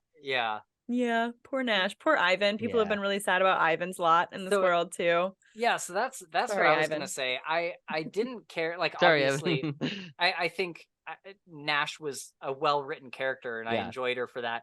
But she wasn't like my favorite character. Ivan was kind of like my guy that I really liked. And so for him, Nash dying, I was like, fuck. And just like his ending where he like goes on to and he lost everything. He like goes on to like kind of continue his brother's work. I'm like, dude, he just got fucked at every turn. And so when Nash died, I felt like it was sad, but I felt worse for Ivan, I guess. And they don't even leave on good terms. Like their last conversation. I'm so sorry I had to twist that knife, but like it was just it's how the relationship naturally progressed, right? And it was, you know. So their last conversation wasn't even good, and they ended, and then it's just gone forever. Poor guy.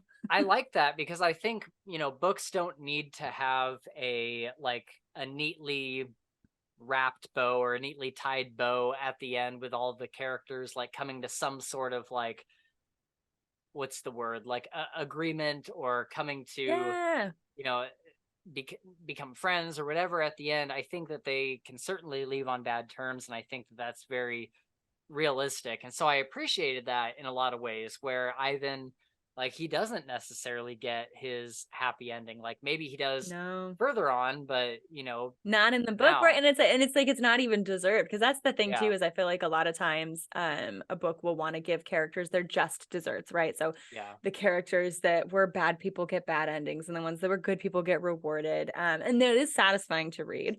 But like, I'm a pessimist. I know that's not how life is. And like, so I don't want to. Have you guys read the First Law trilogy by Joe Abercrombie? I have. Gabe has. I have not. Yeah.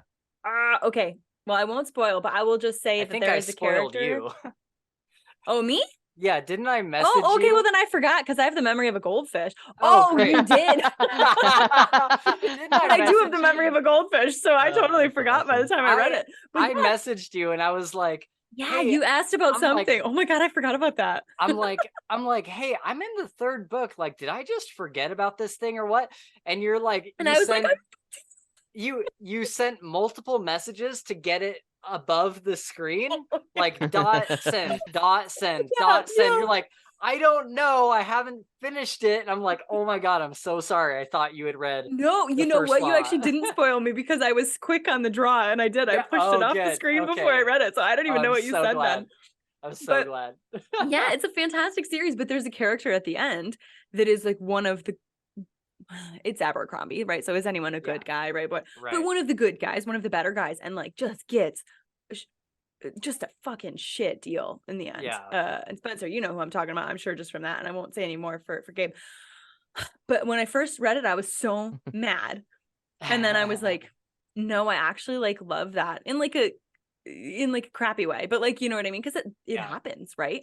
Sometimes, you know, the general just catches a stray bullet on the battlefield sometime, or maybe not general, but the captain, right? The main character, right? It's not realistic to have everyone actually get the future they deserve.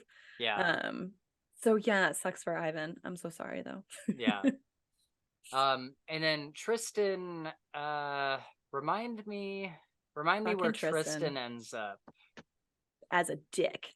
Yeah, I was gonna say, dude, as a dick. But does he? Yeah. He rides up to his father's estate, right? Yeah, he goes to claim his throne at the end. Yeah. So I guess that kind of leads me into another question.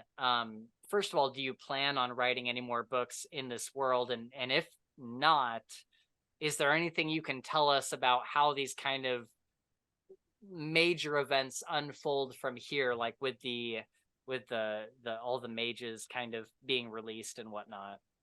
Or grand plans. I have such grand plans. So I don't have a book deal or anything yet, and I have to wait, I think 2 years at least. I don't know. I'd have to check my contract with Saga again. Which if Saga doesn't want to partner with me to write more in that world, but before I can publish anything else in the world of Thamorr myself, I have to wait a couple of years. But I have a whole trilogy planned. Like by contract, have to wait a couple of years? Yes. Yeah. Because I sold them the rights to the story. So yeah, I can't write anything in the Tales of Thamorr for like 2 years. I mean, I could write it, but I can't publish it. Yeah.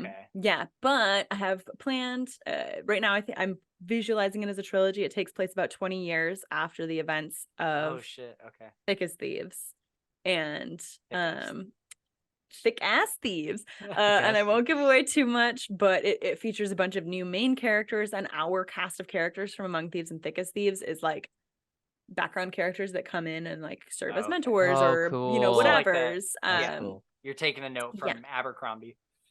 Oh yeah. Or even like I didn't mean to do. I just saw them on my bookshelf behind me. But even like Kings of the Wild and Bloody Rose, right? Yeah. Like kind of a vibe, right? Where it's like the next generation coming through. Right. But I will say in my planned story, Tristan Dennison is our main villain. Oh, okay. Oh shit. Okay. In my planned story. I think he's earned that a little bit, you know? Yeah. So I know, and it's so funny every time. I have really strong feelings about Tristan because I love Tristan, but he sucks. And it was so there were so many people that told me that Tristan he does and he doesn't, because people would say Tristan's my favorite character. Tristan's my favorite character, and I was like, yeah, he's charismatic and he's a troubled youth. And like to me, I wrote the character as like a, I don't know, like a to me a realistic representation of the people that you have in your life that have a lot of good qualities, but they're ultimately bad people. Because ultimately Tristan is like, I mean, he's prejudiced against the adept that he can't see past it. Yeah. I see. Okay. And then, you know, the woman that he loves, which I mean, she's lesbian. Sorry, she's not gonna love you back, but not in that way. But like he finds out that she is, and then it's like turns into like oh well, she must be different. You know what I mean? That this is, you know, gonna awaken me to realize that I've been wrong in my thinking. And then, you know, so I really was excited when a lot of people liked Tristan, but I've been nervous that people would be really pissed about what I made happen to him in the end. And so far people have been actually really digging it, or you know, liking it. It's been getting some decent feedback so far in general. Wait, they would be pissed that he went to take his father's throne? We're just pissed that he betrayed them fucking again. Yeah. This asshole. Like, like the first time he's backed against the wall, right? Like in book 1, when he betrays them, it's like, he's going to get sold out. They're going to sell him back to his father, who he thinks is going to kill him, like whatever. This time, like the only reason why he betrays them is because it's ideals, right? Like he just has this. Yeah. So I would push back on that a little bit. I think that like, I mean, I guess like some characters I love though. Yeah, some characters would think that he like betrayed them, but like we get his perspective, and he's trying to save them from becoming like slaves under the guildmaster. That's true. The thing, right? He thinks he knows best, right? And that's the thing too, right? Where it's like it's also like a bit of like the savior complex, right? Where it's like he thinks he knows best. He thinks he has to save her, and Yep. she knows what she's doing, right? Yeah. Yeah, I love that there's a debate, because that makes me feel really happy that there is, and that was, people are complicated, you know? yes. Finishing the series today, and mind you, I'm sleep deprived and I was listening at work and it's been tough. But one thing that I really like noted and just loved about this were the different views on the ending, I guess. Like Tristan's thing about the ending, his thoughts, and he was sure of it, was so different from, Raya's or whatever else. And so like seeing both of them knowing that they're right in their own heads, but also be at odds with each other, was like really like profound in a way of like, satisfying. as you said, people are freaking different. That's how it is. Like people are complicated. Well, and also too, like obviously, like I am on the side of like, let's not enslave humans because they're different from us. Of course. But like, but they both have that understand ideal, but it was a different right way that to the get there. system has worked, and like there is a lot of inherent danger in letting magical people run rampant when they never have before. Like I do get that, obviously, like I've just broken the world fundamentally at the end of this story, right? Which is why I would be excited to come back 20 years later and explore what is happening in the systems that are coming into place now. But because it is a complicated thing, and that was like some of the feedback I was getting from book 1 when it was supposed to be just a standalone, was people frustrated that like I didn't fix the system of slavery by the end of book 1. But back when I was still reading my reviews, I saw a few critical reviews like that, and I was like, that's not something you fix in 300 pages, right? Like that's, no way. It's just not possible. I mean, like, and I totally get it. Like I get where they're coming from. Like it's a troubling world that I created, and I didn't, fix it in book 1. I mean, I get why they'd be frustrated with that. But it's just not a thing that can be fixed that, that flippantly. Unfortunately, it'd be great if it was, Definitely. Yeah. So I guess kind of along with that, what was your favorite part to write? I can tell you what my favorite part to read was later, but I want to hear what your favorite part of the book is, or parts. Oh man. That's probably a tough one for an author. It's so tough, right? This is my baby. Any scene with Jocelyn, I fucking love Jocelyn. She was not really meant to be a main character. She was supposed to kind of just be around, and then I started writing her, and I was like, oh no, she slaps. She's gonna be hanging around more than I thought. Like, hell yeah, she's coming in more. So anything with Jocelyn, I just love her. But also, I mean, the final fight sequence between Raya and Clem and the King. It was so good. That was like a scene that I was excited to get to, right? Like as I was writing the scenes before it, I was like, ooh, we're building up to the scene I've been looking forward to. So that would probably be the one that I would say is like what I really wanted to write. I'll tell you the scene I was dreading writing, and it's not because I don't love it. I love it now that it exists, and a lot of readers have been loving it. But the like romance scene between Raya and Evelyn, just because I hate emotion. I suck at emoting as a human being, and so like being that vulnerable and making these characters, like there's a reason why all my characters are emotionally stunted. It's because I fucking am, right? So, like trying to write that scene, that is the hardest scene in the entire book. I rewrote that scene so many times because I wish I wrote romance more naturally, but it's hard for me to write. Well, so I love it. I'm glad it's in there, but you nailed it though. It's wonderful. I'm so glad. Yes. It had to be a tough scene to write because Raya is the character where, I mean, we see it play out in the scene where Evelyn is giving her all this room to admit how she feels. And every single time she like deflects or finds a joke or something else to say. Oops, it's me. Literally though. Oh man. And so I was like, at first I was like, shit, is it not going to happen? But then luckily you have the counter of Evelyn, who, I mean, is probably stunted herself, but also definitely has more emotion and I guess like normalcy than Raya has. And so she's able to come in with, okay, I'm just going to spell it out for you. Right. Like, girl, you're not getting it. And so I did really, really like that scene. I was happy when it finally happened because all through the first book, all through the second book, I was like, when the fuck is it gonna happen? Well, that was ironic because like people would say like they were shelving it as sapphic for book one, and I'm like, well, it is, but there's not really like anything overt in book one. What is? But I was like, because for myself, a lesbian. Okay. Yeah. And that's why I'm like, okay, so for book one, both Raya and Evelyn, but especially Raya, they're fundamentally like emotionally broken. So like to me, book one, they had to realize they were even or especially Raya had to realize she's even capable of loving at all, of having those before she can realize that she is falling in love, right? You know what I mean? It's like I had to lay that foundation first, and I feel like it would have felt rushed if I had pushed them into anything more overt. So it's just slow burn AF. Sorry. I really liked all those little steps throughout this book, though. We're like, no, it worked. It worked really well. Yeah, and like something would happen between them that was just so close to being like a good moment between them, and then like it would just kind of get like passed by, and like Raya would recognize it, but then she would move on. Yep, and it would leave you just with this lingering feeling of, come on, like it's gonna happen soon. Now kiss. That's right. That's right. So, yeah, I really liked the build up to that. I really liked the scene for that. And so I'm glad that they kind of got there happily ever after, even though Ivan and Nash didn't. Can't have too many happy things, all right? All right, so that was your favorite part to write. I think one of my favorite scenes was definitely the fight at the end, where it's very what was that movie that came out more than a few years ago? I'm old. It came out when I was we're all old. It's fine. Where the kids, it was like three best friends, and they kind of stumble upon like this artifact, and they all get the ability for like telekinetic, like push and pull, basically.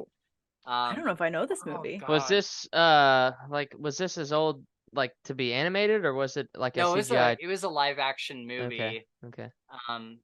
God, I forget what it was. It was around the same time as all the like YA dystopian stuff. Gotcha. Okay. But this was more of like not indie, but it was more of like a smaller film. Yeah, not that big blockbuster film. Yeah. Right. But so basically in that movie they all have like a push and pull, and like the big scene of the movie is where there's like this statue. Chronicle. Thank you. Fuck yes. You're welcome. You're welcome. Oh, I remember hearing about. I didn't see it, but I remember hearing about that movie. Yeah.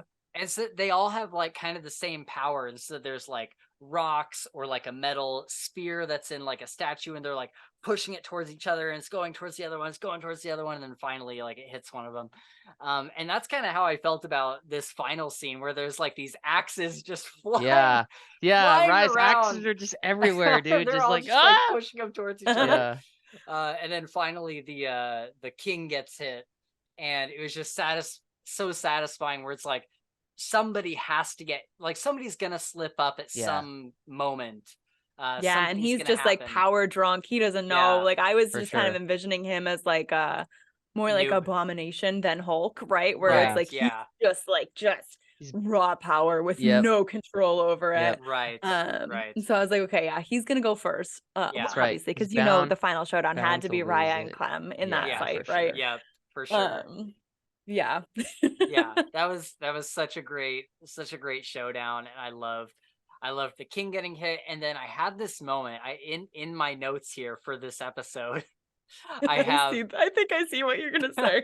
A note from my phone, and this is like how I have it written in my phone notes, because I'm listening to it as I'm taking notes, obviously. So at first, the first note is, God damn it, why the fuck did she let Clem live?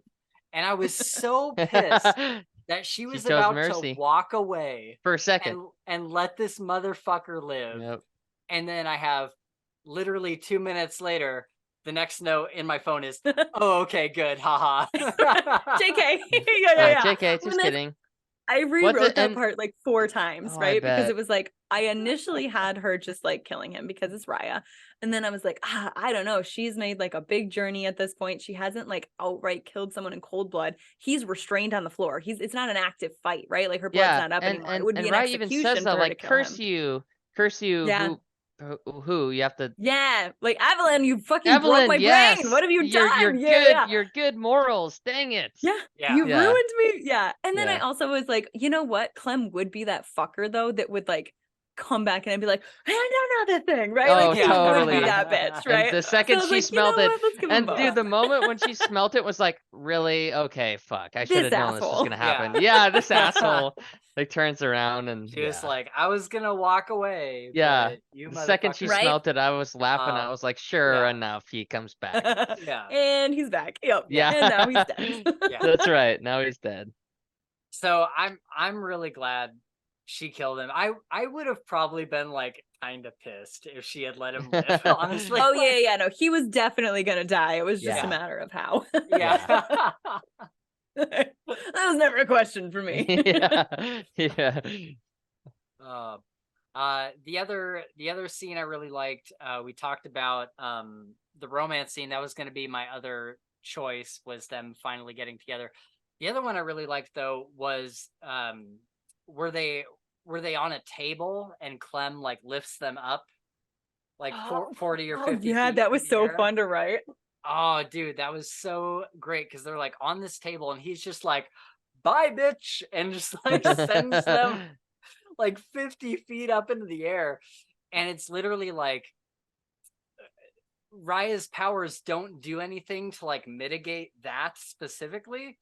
And she's like, I don't, like, there's no way out. And they're both kind of coming to the realization that they're going to die. And on the way up at some point, I think it's like as they probably reach like the crescendo or whatever, Raya like pulls like a big ass stone out of the wall, is like, jump, and they both jump onto the stone. I was like, that was so good. I love that. I love that scene so much. Oh, it's so good. I love that. I'm so glad you love that scene. Yeah, because it's hard to write a fight that's so mismatched, right? Because Clem is stronger than Raya. He's not, I mean, and he's very smart too. He's just new to the powers, but it's like, okay, well, she has to live in this scene as I'm writing him. Like, she got to survive, but like, she can't beat him because he's like, for real, she can't like beat him outright, right? Exactly. Yeah, he's got like Gen 1 of this magic, and she's, you know what I mean? Like, Gen 3, like she's in the older version. Yeah, she's not. But yeah, I'm so glad you guys liked that scene. That was a fun one. Yeah, it was great. I don't think I have it in my notes here, but the other thing I thought was really interesting was your introduction to how this whole magic got started with these various beasts that are like mythical beasts that are out in the wild that have like a poison. Very cool. Yeah. And so, if I'm remembering correctly, different beasts will give you different types of magic, correct?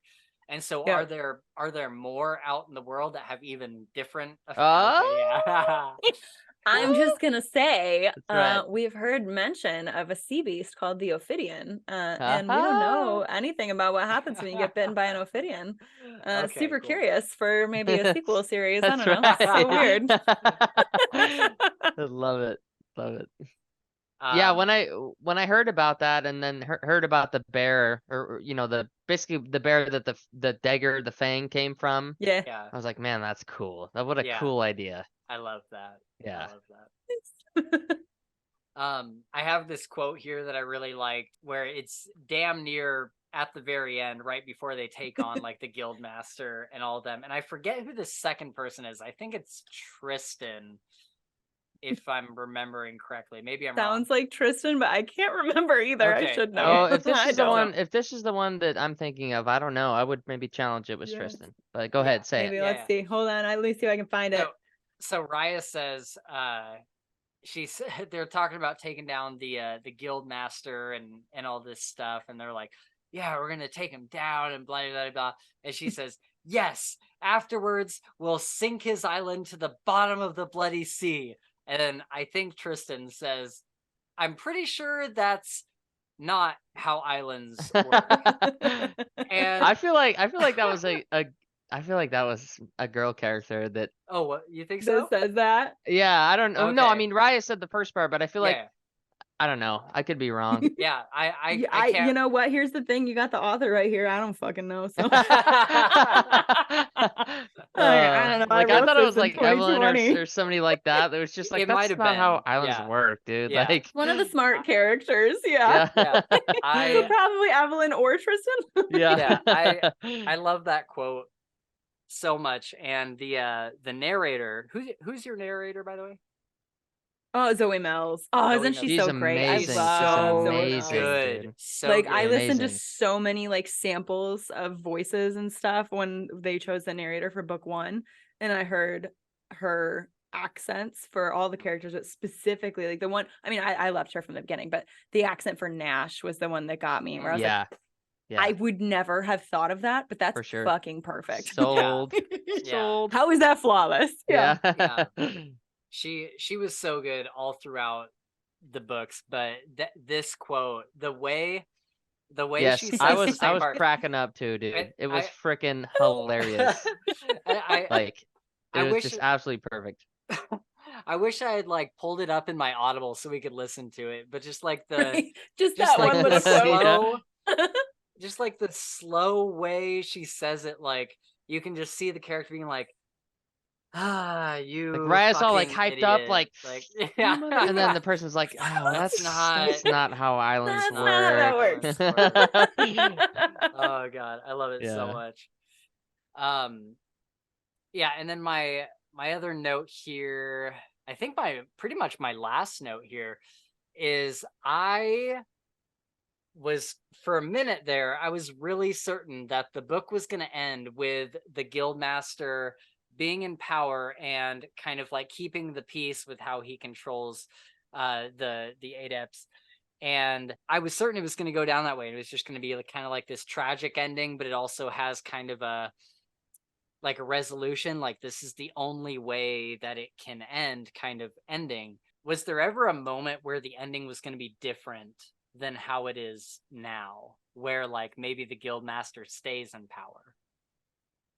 No. I always knew that some bitch was going down. Some bitch is going down. But yeah, I love it. So, but I mean, here's the thing, like how I see events unfolding from here, because I'll just like, I don't know, this is full spoilers, and I don't even know if I'm actually gonna, be able to tell the whole. I have a bunch of story, and I won't give all of that away. But what I'll say is, the adept at the end of the day are just humans. So some of them are good people that will not use their powers, or will use them for good things or whatever, and some of them are gonna be shitty with those powers, right? Yep. And that is, it's growing pains for the world when that happens. And where I'm envisioning picking things up in 20 years, hopefully not 20 years in real life, 20 years in the story world. You never know, it is publishing. But is, some of the kingdoms are more friendly to adept and some are not. So I've already said Tristan Dennison is going to be our bad guy. Edale is not friendly to adept. If you are identified as adept, you are executed. You're done. Wow. And so one of the main characters I have conceptualized for this series is a member of that force that hunts down these, people when they begin to show their powers. So magic gets kind of repressed in those people in Edale because they don't have anyone to show them how to use it or whatever, right? Or all their philosophies are as bad. Yeah, and he discovers as a member of this force that hunts them down that he is adept. Wow. That's one of the main characters that I have conceptualized, and then it's like, now what, right? Yeah. The whole thing. So yeah, it's messy, and that's the thing where it's like, yeah, the Guildmaster controlling the world was clean, but clean doesn't mean good, right? It's just like legal doesn't always mean good. That's right? Exactly You know what I mean? How it's just I felt about it. Yeah, That's exactly how messy. I felt about Sometimes is the only way you can go forward and have things actually be some semblance of ethical. So yeah, no, it was never, Guildmaster was never gonna win. He was always gonna lose. Sorry, he was playing with the deck stacked against him because the creator of his world hates him. Yeah. It's me. But yeah. Have you read We Break Immortals? Ooh, no, I've heard good things though. Should I check it out? It's similar vibes? Exactly this. Yeah. Okay. Oh my god, We Break Immortals. I gotta add that to my like faster list then. Yes, it's so good because there's like there's mages in the world, but everybody's kind of terrified of them because there's quite a few of them that have kind of gone bad and like caused a lot of destruction. So people are kind of wary. And so the ruling, like the country or whatever, makes them be like registered, and they have to have like papers for it and everything. But then there's rogue ones that just, they're not bad people, they just don't want to be registered. And then there's other ones that are like legitimately bad people and seriously anything where it's that complicated and that like so I'm reading, well, God, you would love it. I don't know if I've talked about this before. I'm a chaos reader. I read 3 to 5 books at once at all times, Jesus. just because I have raging ADHD, my friend. And so if I don't want to read this book, I might want to read that book. But then the next day, you don't want to read that book and you want to read this book. Exactly, but I want to read something. I get it. I totally get it. So I'm reading all kinds of shit. But one of the books that I'm currently reading is Scythe by Neil Shusterman. Fuck yes! Oh my God! Okay, you guys have read it. Yeah. Oh but it reminds me. I'm only about halfway through, so don't spoil anything. But it's like it reminded me of that, right? Where it's like the scythes are supposed to be like these like upstanding powers, and then there's some that fucking suck, right? You know? Yes. And that's what happens when you know people have power. People treat power differently. Yes. And sometimes the wrong people end up with it, and then MJ, you just moved like so far up my list. I hope you know that. Favorite like people. I'm so far glad. up my list. Listen though, you have to finish the trilogy. You have to. I'm going to. Sure. I'm loving it. I'm like halfway through the book, and like I got distracted because I got that book I had to read for blurb and then whatever stuff for the podcast. Oh, I'm not. But are the audiobooks good? They're good. They're good. I love it. Yeah, but I would never challenge a actual hardcover book reader. Yeah, well, I only have the physical copy of book 1, so I'm not opposed to checking the rest out. They're good though. The narrator's incredible. It does a great job. Happens to like, because I always have at least, I say I read 5 at a time. Sometimes it is 5, but I always have at least 3 books I'm reading at a time: an ebook, an audiobook, and a physical book. Nice. Always. So if it happens to work out in the why rotation, not just go all ebook? Why even have the physical? Oh, because she has ADHD, dude. I guess. That's and Gabe gets it. Yeah, but I hate ebooks. I really do. And like the only ebooks I generally read are arcs that I can't have in physical. I prefer to read physical, but I love audiobooks because like if I'm driving, if I'm at the gym, if I'm walking, right? Stuff like where you can actually read while you're read. doing other things. Yes. Or even like denser stuff, right? I've read the first book of Stormlight, so Way of Kings. I read that on audiobook before continuing the series physical because I just needed to like root myself in the world with I just process easier with audio anyway. So but that's good to know that the audio is good, because then if in my rotation it like works out better to have the audio versus the physical, right? I can check out book 2 on audio. You dude, the second book in the series is literally like one of my favorite books of all time. It's my favorite. And book 2s are like notoriously like not as good usually. You know so what I mean? It's so good. It's awesome. And I would totally agree with Spencer. It is absolutely amazing. And it's one of our most favorite series on the Fantasy Pals, I would say. Oh my God, I didn't even know that. I just picked it up because I thought I'm having a goth girl summer, I'd like to say, not a hot girl summer. I'm reading a lot of books about death this summer. Not on purpose, it just keeps happening. No, it's all good. So like I read Under the Whispering Door, I read Midnight Library, I'm reading Scythe. I'm reading all these books about dying. It's great. But so I picked it up because of that. But cool. I'm really liking it. It's great. Heck yeah. I'm glad. I'm so glad. Makes me very happy. Glad that you're reading it. But I like it. You also need to read We Break Immortals. Make sure that that's on the list, because you like literally wrote it on my sticky. Okay, nice. If you like that kind of stuff about like the mages and like the difficulties with some of them being good and some of them being bad, you will love. Anytime you take like the black and white, good and evil, blah blah blah, and throw it out the window, I'm here for it.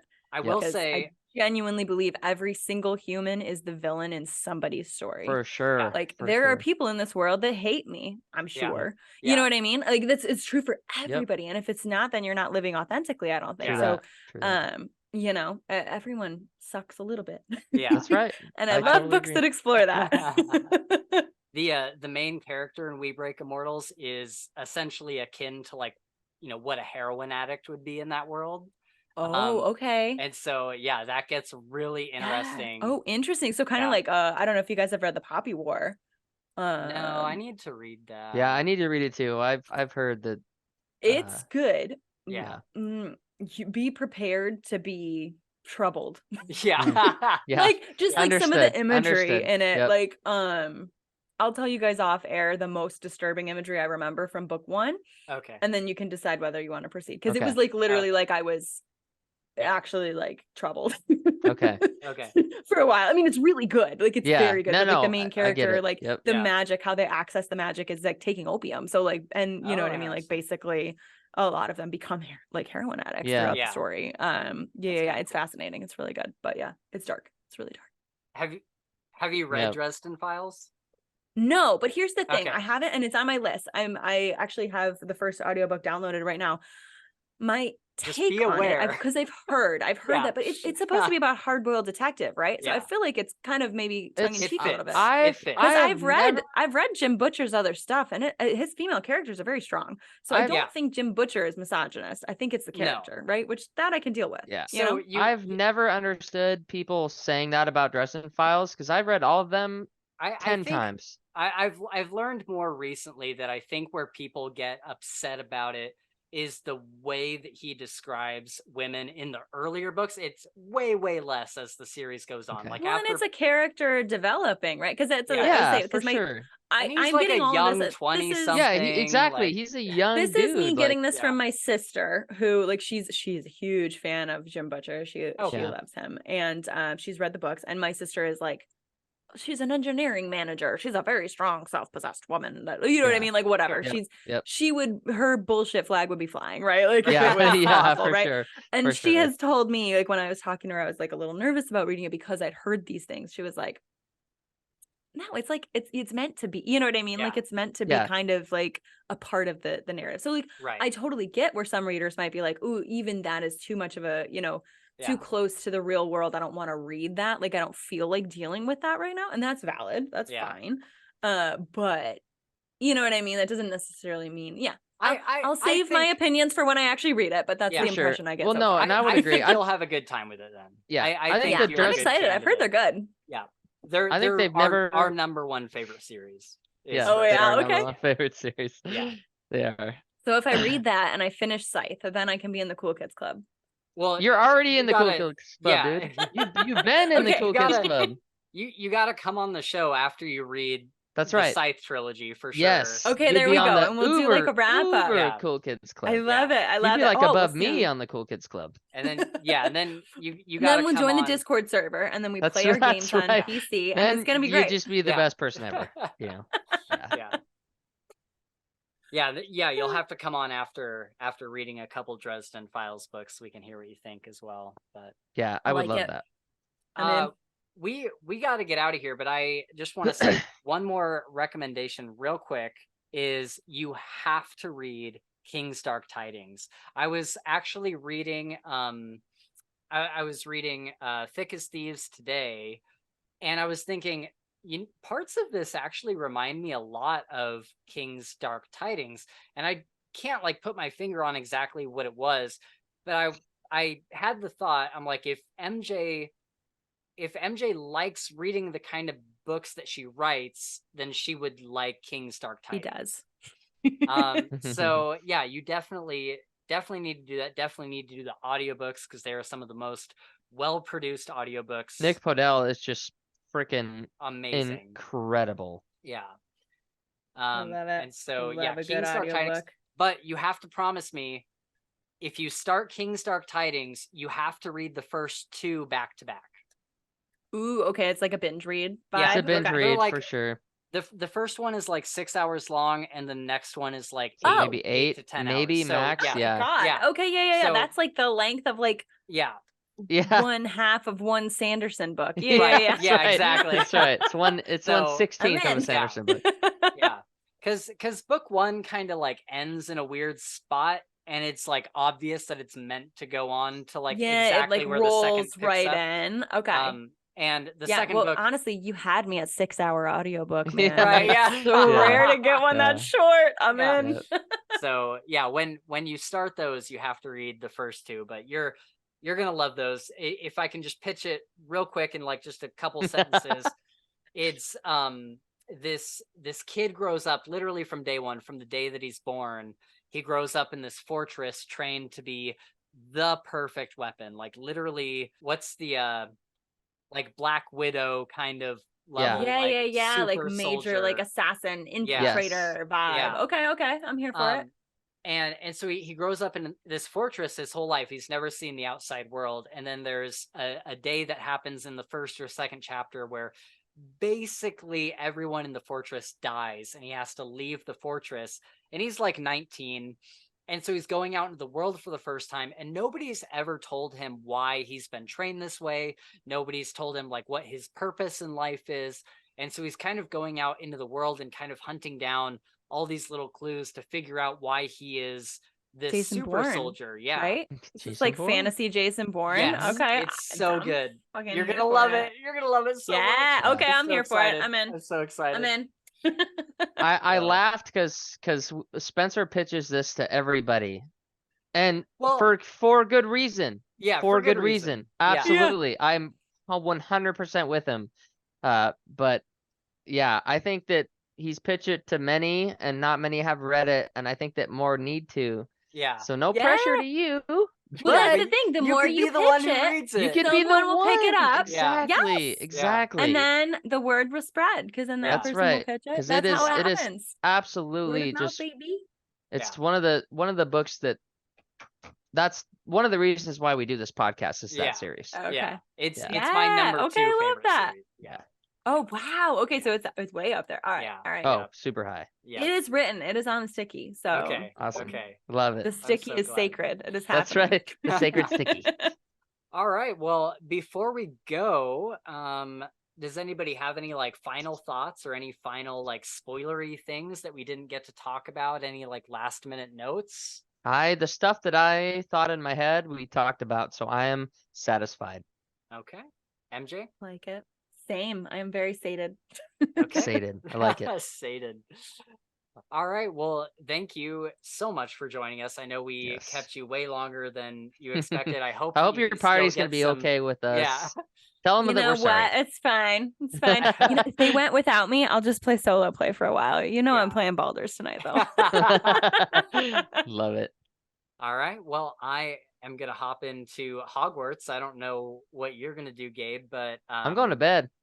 Okay. I'm immediately going to He's sleep. Like, hi, I'm a sensible adult. You two are no. nuts. I've been up for like 30 something hours now, and I got to be at work at 2 a.m. So I'm going to bed. Oh my God. Okay, let's get out of here. Gabe, go get some sleep. No, it's only 7. I'm good. I'm all right. Yeah. Oh my God, I fucking forgot that it's not 10:30 at night for you guys. I forgot your Pacific time. Yep, it's only 7, so we're good. Okay, I'm still totally though. fine. Still. Yeah. No, it's good. Gabe, that's really sensible and mature, but also it's really lame. Dude, part of me, I told Leah, I was like, fuck, dude, I haven't played video games in so long. I know. It's like Spencer would play some Remnant with me tonight, I bet. I want to play Remnant so bad. Dude, I just give me like one reset night. Yeah. And tomorrow night we could play Remnant. I'm super down. Okay. Because I need to go to sleep. A reasonable compromise. I'm not going to work overtime tomorrow morning, so I can sleep in a little bit. We can play some Remnant. All right. Yeah. Well, you heard it here first, guys. Yeah. Right? Call him on it if he doesn't play Remnant. They're gonna fucking murder me if I don't. So I'll do it. I'm gonna hold them to it. Yeah, I will. I totally will. All right, guys. Well, we are going to wrap it up there. Be sure to follow MJ to see what she's got going on next in the future. I'll have her links down in the description, so go check that out. As always, you can follow us on Twitter, Discord, and Patreon, where you can get exclusive content. More is coming soon. I promise. We've had another... we've had it on the schedule for another Patreon episode. But it just keeps getting pushed out. It's coming soon, so don't worry. But yeah, you can help support us financially there and help us pay for stuff like Adobe Premiere, or we use Upbeat for our music that we pay for every month. So that definitely helps us out a lot. If you don't want to do any of those things, or even if you do, clicking the like and subscribe buttons also really helps us to get seen by more people here on YouTube. I'm not entirely sure what episodes we have coming up, but we we will soon be starting our Harry Potter deep dive episodes. We decided to do a whole episode series called Potter Watch. I'm excited. Yes. Gabe is stoked. I'm excited. I'm really excited. MJ, if you want to join us for an episode, pick your favorite book and come join us for one of those. Come nerd out. Yeah. Relive my childhood. Yeah. That's right. We'll be doing full series spoilers for every episode. So we'll be like connecting little like foreshadowing bits and whatnot. It'll be a lot of fun. But yeah, I was really happy with the Harry Potter series review that went up a couple weeks ago. It's been doing really good numbers for us. So if you're one of those people that watch that, first of all, thank you. But also, you'll definitely want to check out our Potter Watch episodes. With all that being said, thank you so much for hanging out with us. And until next time, I will be learning how those damn islands stay afloat. Good night, everybody. That's right. Good night. We out. Oh. And a big shout out to our first Night Angel tier patron, Shad Zaman. Thank you so much, man.